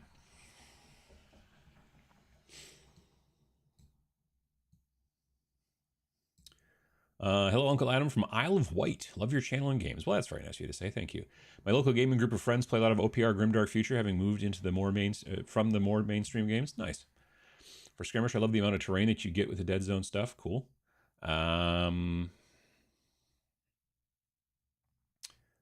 No verticality. What's got no verticality? Is it the boarding actions or whatever? I think I'm way behind again. Sorry. least the rain seems to have slowed down. Though I've hardly played GW games, I've got a few minis, a Space Marine squad from the 90s, some Tyranids, a few fantasy minis from covers of White Dwarf, and use Citadel paints. Cool. GW pricing for hero characters has been crazy for over 10 years. Some of their kits are still fine, but overall they're out of their minds. Well, it's just, and I think the prices have gone up to some degree recently, but it used to be for $45 you get Ursula Creed, and she's still $45 last time I looked. But for $50 you got a unit of 10 Cadians. So for $5 more you got 9 more guys. I mean, you know.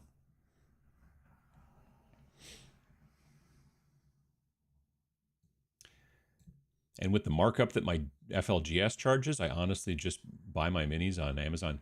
Wow. So your local store is selling GW models above the retail price? That is ballsy. Wow. Support the shop by buying my supplies there. Yeah, no, I get it. I can understand that.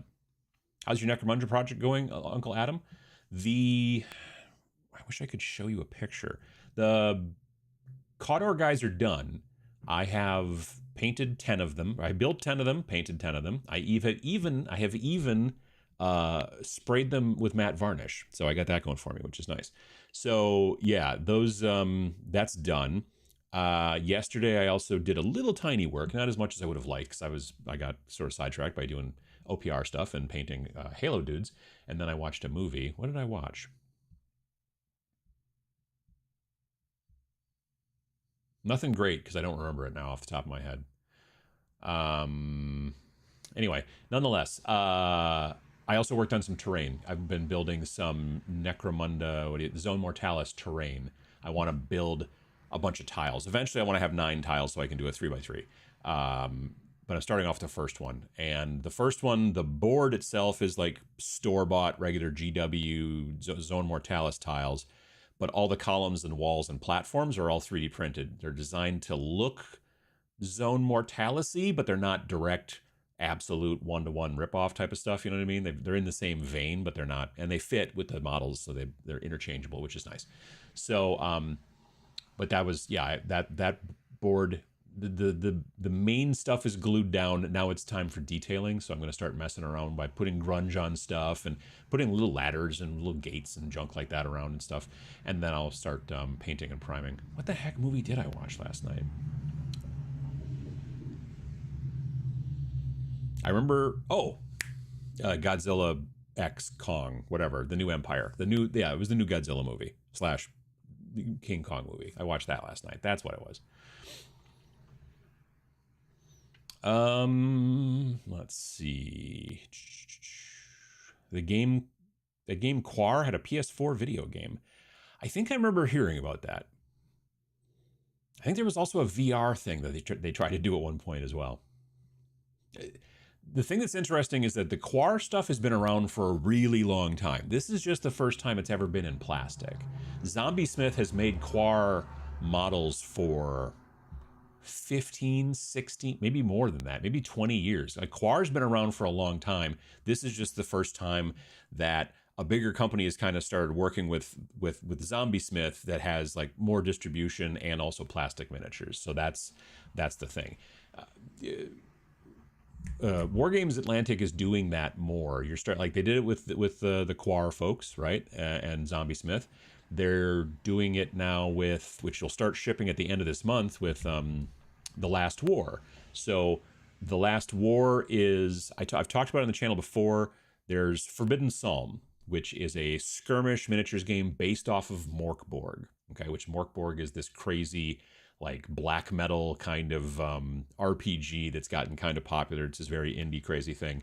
And so Forbidden Psalm is a miniatures game compatible with Morkborg.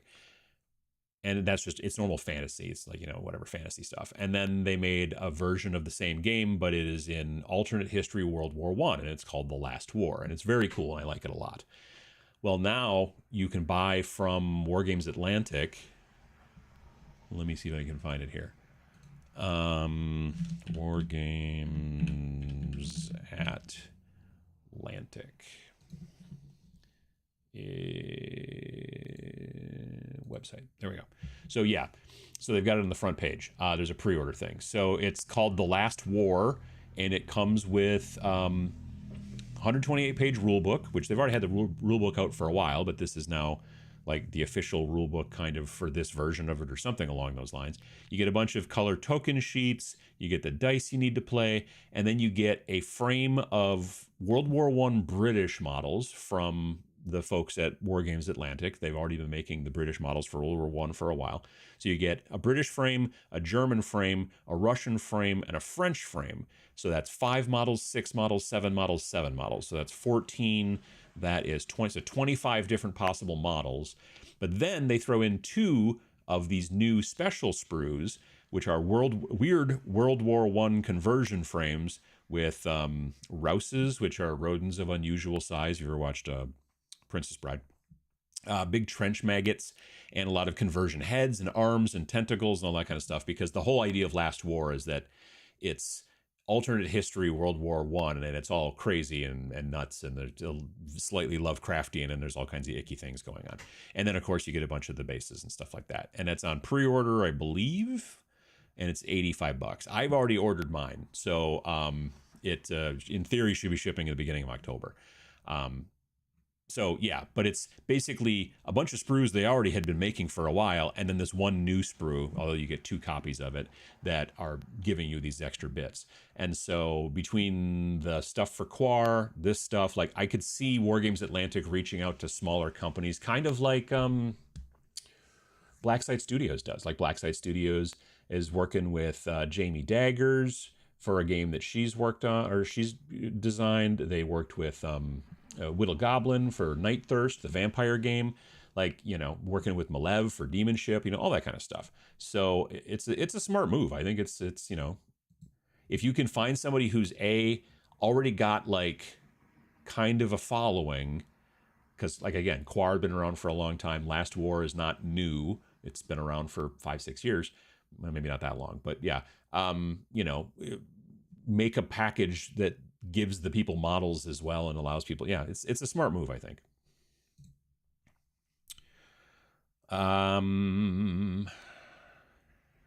Really enjoy Wasteland Racing from OPR. Hope they do a quick update in the future. Gotcha. Devilry Afoot mentioned. Been enjoying watching that one recently. An excuse to put my Frostgrave Island pirate guys to use. Interesting. Good time of day. Sorry I'm late to the party. Well, it's okay. It's still like, it's like 10:30 my time.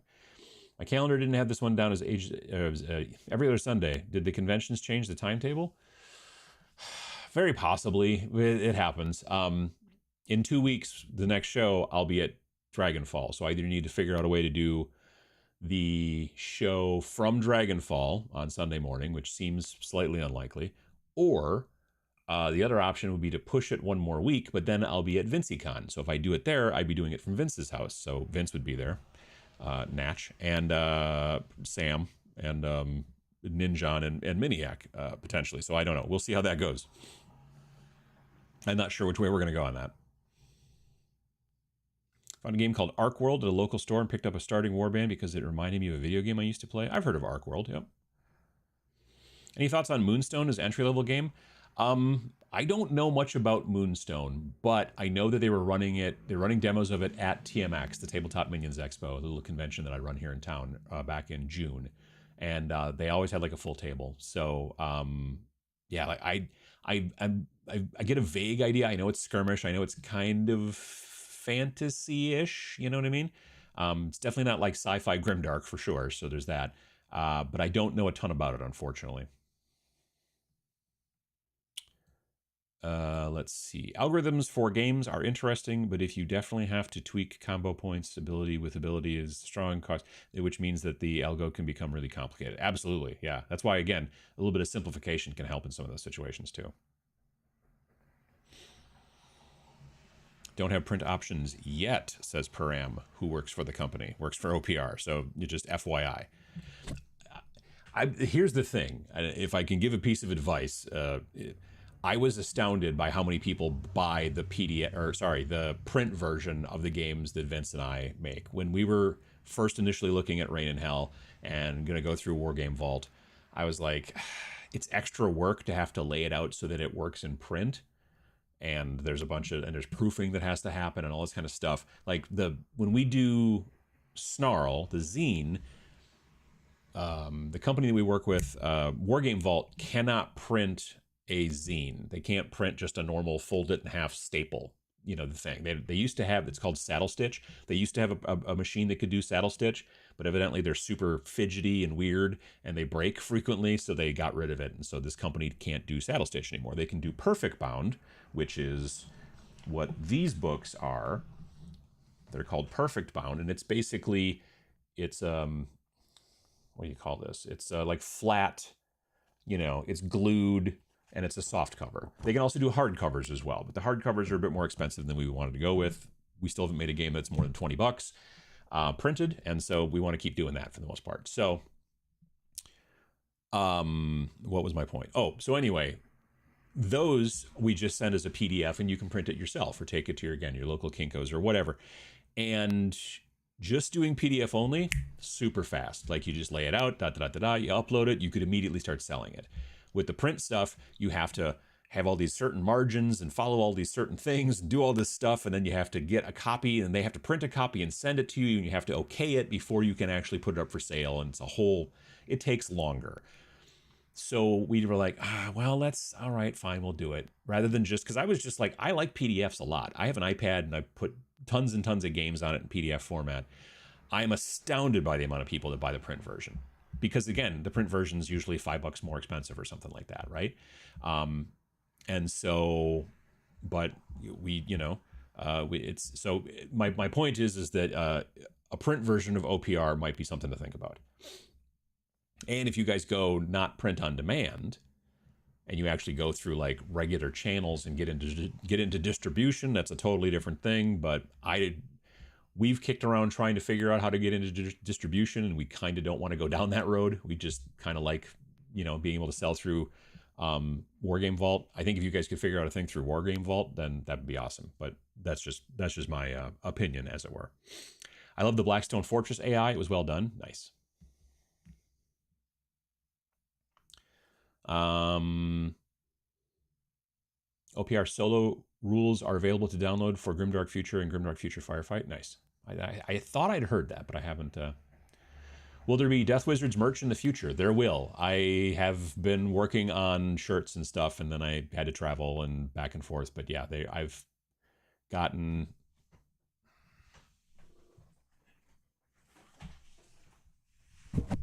This is a bad proof.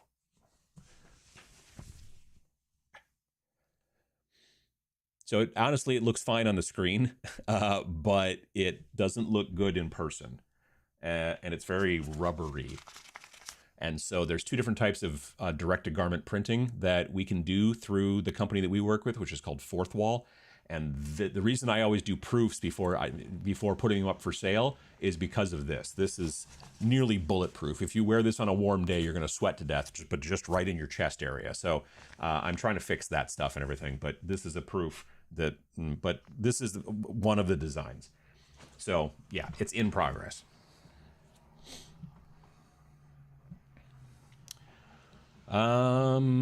Quest. Enemies will shoot or charge the players if in range. If they can see players, will move towards the player, will move towards primary objective. Makes sense.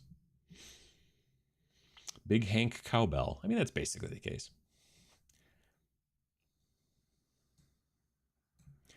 I mostly play solo games. Not many people play tabletop in my country. Understandable. Have a Warhammer group tried to get to play a game and invited Discord, but never got a response from that club. So solo. Well, that's a bummer. Let's say a person wanted to buy printed minis in the same scale as GW. What are we talking? 28 or 32? Yes, I guess is the answer there. If you're going to get miniatures printed, and they're like, some people will say, basically 28 and 32 are very near enough to each other. And again, scale is not crazy important when it's that close. I've talked about this before. I'm about a foot taller than my wife, but we are technically the same scale. You know what I mean? Look at Kevin Hart and The Rock. Like, they are the same scale, but they're not the same height in any way or shape or form. So it's when you're like well, this model is 25 millimeter and this model is 40 millimeter. That's when you're like, okay, something's not right here. But between 28 and 32, you're pretty close. I mean, if you want to cut the difference, if you're having somebody print something for you specifically, if you can get them to scale it to 30, then you're pretty much right in there. But yeah, that's kind of the case. I think too many people are like, all my guys need to be exactly the same height. And you're like, but people aren't all the same height, you know? So that's the way I look at it.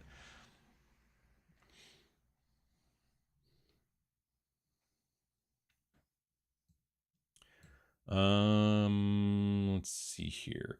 No verticality thing was about the Galadark. Oh yeah, no, exactly. There's no second. Like, I actually kind of want to use a little bit of the Galadark terrain, maybe on some of my Necromunda boards, but just as like a cool wall to hold up like a platform and something like that. But nothing like, I don't want to do the whole tile that way. I want to have like a piece of it or something like that. Maybe might be kind of neat. I was trying to figure out if they will fit, and some of them sort of do on the Zone Mortalis boards, and some of them don't.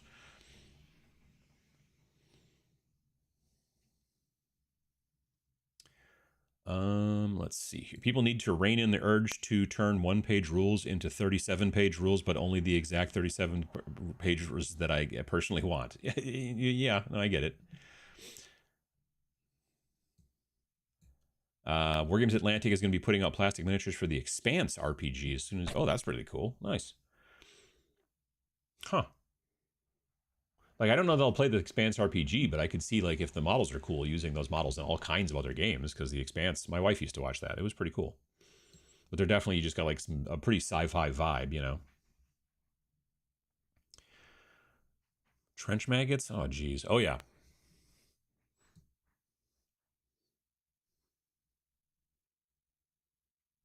Whoops. Wargames Atlantic was working on a set of trolls, but it looks like they stopped. I was so looking forward to them. I haven't seen that. I know they're also working with, I think, Mini Wargaming, the Mini Wargaming people, the channel, and they're making like these kind of like sort of chaos cultist guys called the Damned. And I did the not Kickstarter, I did the game found for it, and I'm really hoping I eventually get my stuff because they're taking forever. I swear, maybe I'm wrong. I swear it said something like May of 2024 you're supposed to get your stuff, and they're still like making things and doing things and stuff like that. So maybe it was May of 2025. Can I find the thing? I mean, I guess they could have changed it, I suppose. Game found the Damned.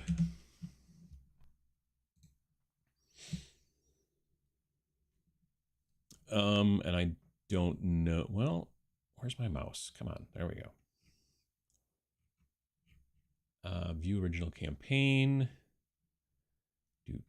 Do. Yep. It says May of 2024. So they're way behind, as it turned out. But you know, they'll get here eventually, and they look cool, and I'm looking forward to painting them. I don't need them, but it is annoying. I'm getting me one of those shirts. Do they have color and sleeve options? No. Well, no. Generally, because it's white printed on, it's going to be black. And I don't. Well, I could maybe figure out how to make long sleeve ones, but that's like not like I don't have. There's no tank tops, not that I know of. Well, I've never done any tank tops. I think you'd have to make the art smaller because of the cutout parts of the tank. I don't know. But yeah, when we launch that stuff, I'll let everybody know, obviously, because that will, you know, it's kind of the point. But yeah, that is on its way.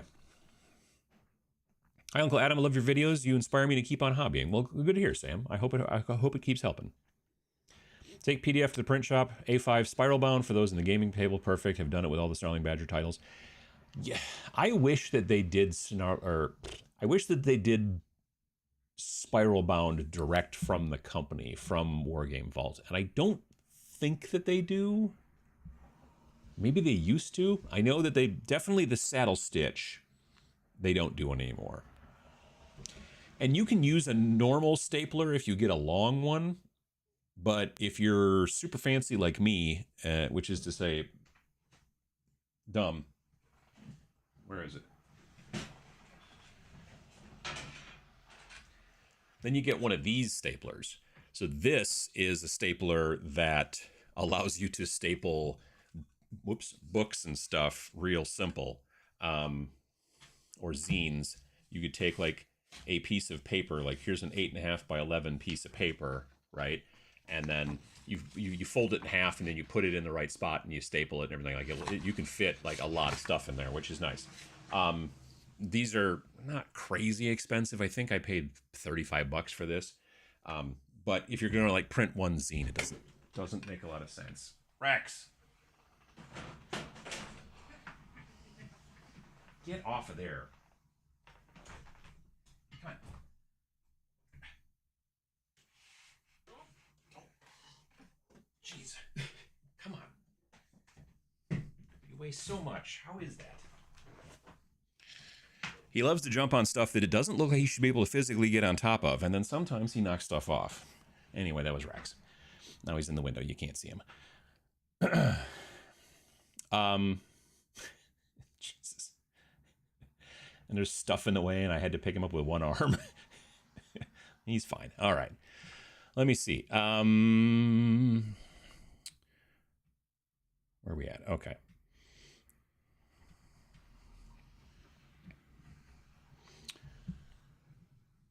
Let's see. Nergal Matthew, how you doing? Getting stormed on by rain right now. How about you? Ours is, we're just getting sprinkles now. It was raining harder all night, and now it's just sprinkles. So that's good. Never got the new Galadark terrain. I can it stack on top of each other?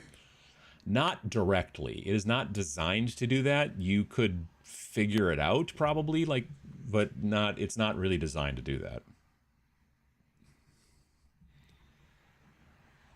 Very few games take advantage of height in interesting ways, so mine is play on a flat terrain like Galadark sometimes. I like height, though. That's one of the things that I really like about Necromunda, and what I liked about original, 2018 version of Kill Team. Expanse miniatures means more 5 parsecs crews. Oh, absolutely. You could also use them for Space Station 0. You could use them for Space Weirdos. You could use them for all kinds of games. Back to the Damned as well, getting worried. I mean, they keep putting out... I just got an email a couple of days ago, and they're like, okay, well, here's the new, sprue design for this and that and the other thing. I think the problem is that they're making, like, everything before they launch anything. You know what I mean? Like, it's not like they've got all this stuff that they're like, hey, check all this stuff out. And you're like, that's cool. That's already designed. And well, as it turned out, it got so popular and so many people bought stuff. I think there's all kinds of stretch goals or whatever they call it on GameFound, so that now you've got like, female troopers, you got heavy infantry, you got this, you got that. And so they had all this stuff that now they have to make. And so, I kind of wish that they could put it out in waves. I wish they could put out the standard dudes, because I'm sure they're basically done and ready to go. Maybe not the models themselves, but definitely the sprue design, everything. They've probably made the molds. They could, but I think they want to put it out all at once, which is going to take some time. So I don't know. I don't know what the new. I haven't seen anything in any of the emails saying, hey, our new launch is December of 2024 or January of 2025 or whatever. But yeah. Anyway.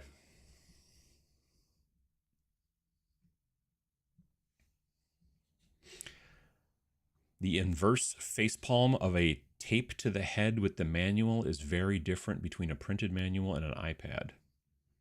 I'm not sure I understand. Greetings from Peshtigo. How you doing? Scale is a huge factor for me when I play bolt action. Warlords 56th scale vehicles simply too small. I build third market 48th scale kits instead. Vehicles and terrain scale can be kind of important. Maybe not so much terrain. It kind of depends on the terrain. Rocks and trees don't matter. I actually bought a box of terrain for Star Wars Shatterpoint, which is technically 40 millimeter, but I saw it in person and I'm like, 28 millimeter guys would look just fine on that. Like a walkway is a walkway. You know what I mean? Like, so maybe it's just a wide walkway. But the scale doesn't matter as much there. If there was a bunch of doorways and windows and you're like, those guys look tiny next to those doorways, a different story. There was a not this year, but last year at Nova in 2023, I was looking at a booth and they had all this cool 3D printed stuff, and they had this gas station, like a modern gas station. I'm like, that's a great gas station. That'd be really cool for my, Age of or Zona Alpha thing. But they had it scaled for the Marvel game, which is 40 millimeter. And I'm like, it's too big, because he actually had a bunch of models there too, so you could compare stuff and whatever. He had like a Space Marine. I put it next to this gas pump, and the gas pump was massive, And I'm like, yeah, I just wish that it was 28 millimeter scale. And he's like, well, it's 3D printing, so we can print it in 28 millimeter scale if you want. I was like, oh yeah, you could. Yeah, that's a good point. So then in that way, I didn't have to ship it home in my luggage either. So yeah, I've got a 28 millimeter scale gas station because 3D printing, hooray. So there's certain times when it makes sense to be wary about scale, and other times when you're like, that guy's just tall, that happens.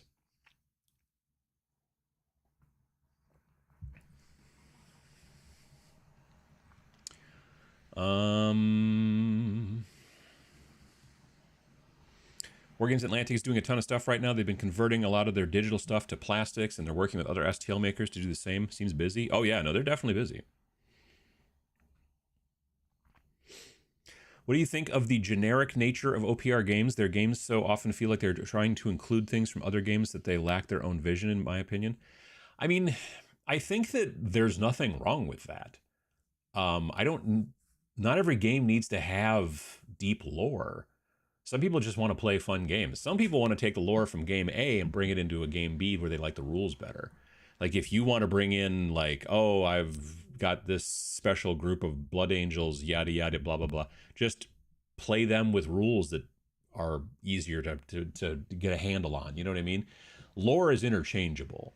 So, one of my favorite games out there is Space Weirdos. It has literally no lore. It's fine. I make up lore on the fly. I'm like, these guys crashed in a ship and now they're here and blah, blah, blah. And they're fighting those guys because they don't like the cut of their jib. Whatever. It doesn't matter. You know what I mean? For me, if lore is super important, I'll read a book about it. I'm not, you know what I mean? So I like the fact that they're giving you options to play with the models you already have without having to go through and go, geez, I don't know, what are they trying to get a point? Like, what is this again? You're like, well, these guys are supposed to be Tyranids. Oh, well, it didn't come across as Tyranids or whatever. I have a whole bunch of Tyranids, and so I should use this. But on the other hand, they also give you other forces that are not specifically like GW type forces or whatever. They give you other forces for other types of games. And they also allow you to make up your own forces. And they also make up their own forces themselves. They've got, there's a sci-fi rat group, right? They don't have that over at GW Land. So let me go back and take a look here. Website. There we go. So you got Alien Hives, sure. Those are probably Tyranids. Battle Brothers, sure. Blessed Sisters, yep. Custodian Brothers, sure. DAO Union, I'm pretty sure is the Tau. But then there's also Eternal Dynasty. And I don't know, like, Eternal Dynasty is like vaguely kind of samurai sci-fi. Well, there's not really particularly... Gesundheit. There's not particularly like anything like that I can think of really in Games Workshop.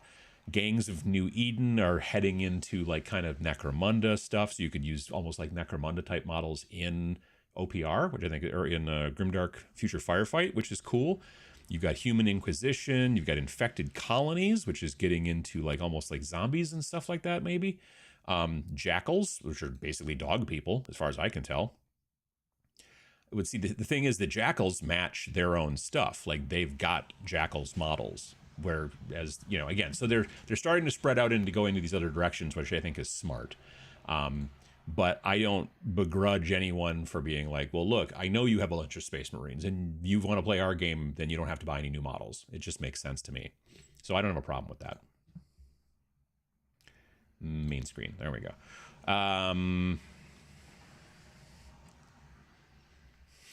When my son was 5, we were the same scale, but way different heights. Sure, exactly. This is my point.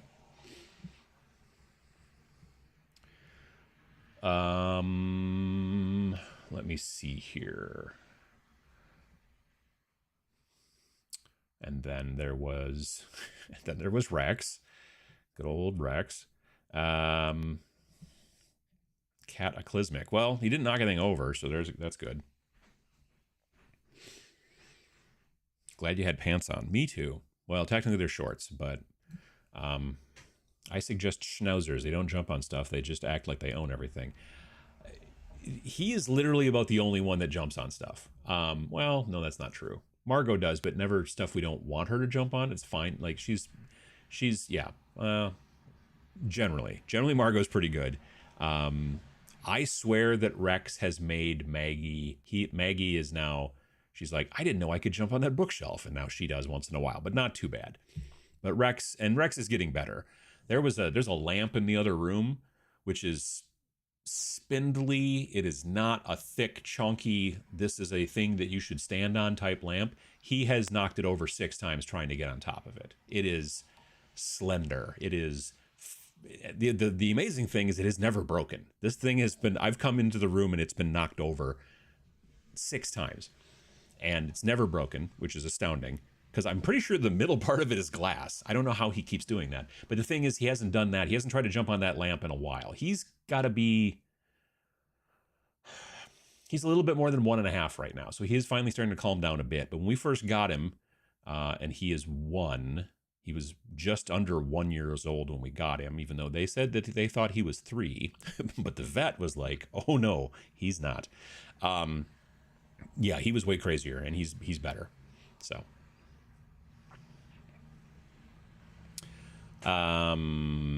Let's see here.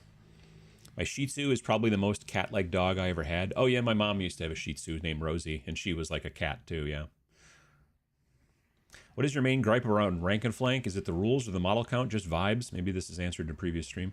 I just don't like moving them in a chunk.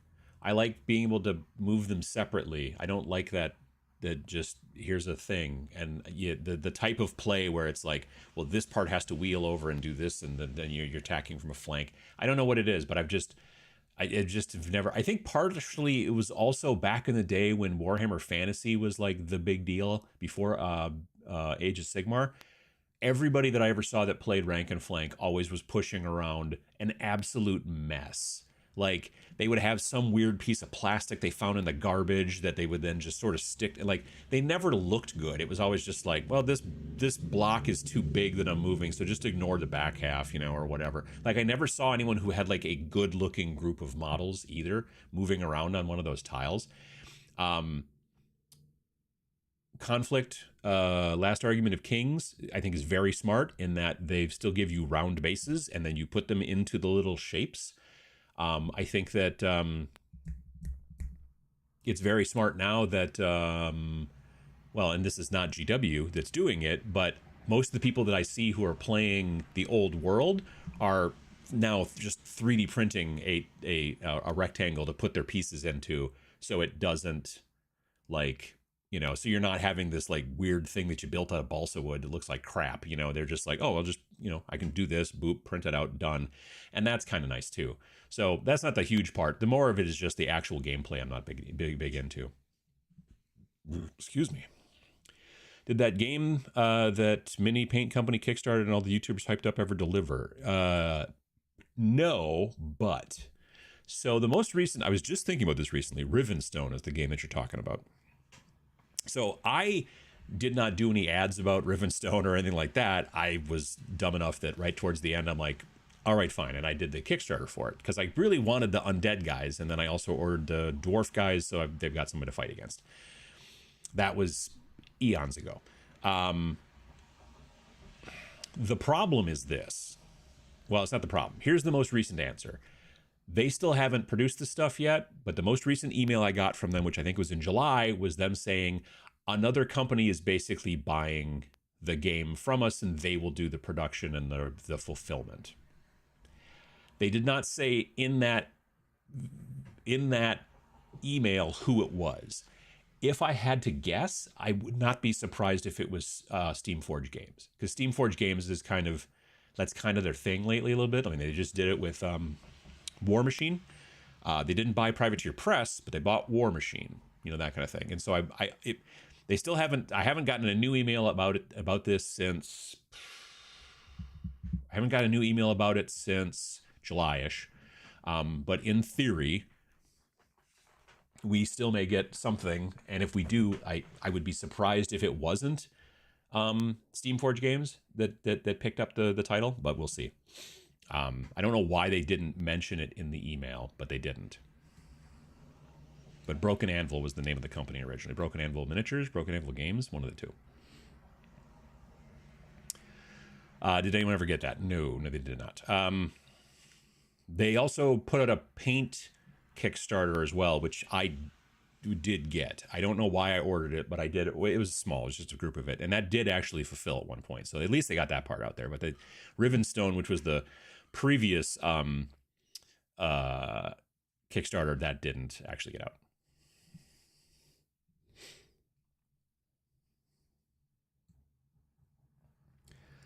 Troop versus vehicle scaling is always weird for two reasons. A, vehicles aren't really heroic scale, and vehicles aren't often on bases, which effectively reduces their height. Sure.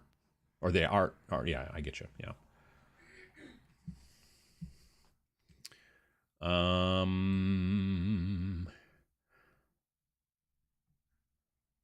The rules are to clarify, the rules are generic, not the whoops. Hang on. There we go. The rules are generic, not the lore. Sword Readers, for instance, makes interesting rules choices for its small package. I think it's also to make it so that it is compatible with as many different possibilities as they can. I think that's also a part of it. And also just to speed things along sometimes. There's that reason too.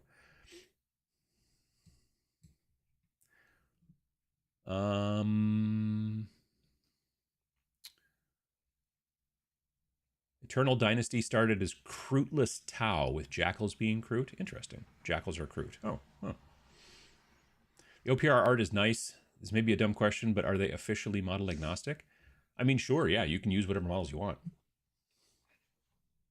I mean, to be fair, every game is officially model agnostic, even if they don't say it is. It is. Yeah, you might, if you want to go play in like a 40K tournament and you show up with a bunch of models from some other company, they're going to be like, yeah, you can't do that. But you can do whatever you want as long as you're not playing in an official event, I guess. Eternal Dynasty and the Saurians are almost 100% unique to OPR, but the Jackal started out as a Crute, kind of like the Dow Arch for Tau. Infected colonies could be Nurgle or Mantis Plague. Or Mantic. Oh, yeah, Mantic, yeah. $220 for the new Kill Team release set. I think it was $230 actually, isn't it? Well, close enough. Of course, I chose to pay $250 instead for 3 decks of cards, a box team like I like, and the core rules because I already have the 2018 Sector Imperialis terrain. That's really good terrain.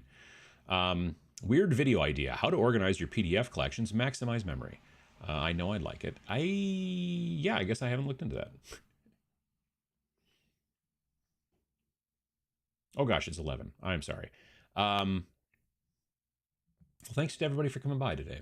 And I hope that if you're interested, take a look at OPR. I think it's a good system. I enjoy it. It's not too difficult. It's still fun to play. You've got a lot of options. It's inexpensive.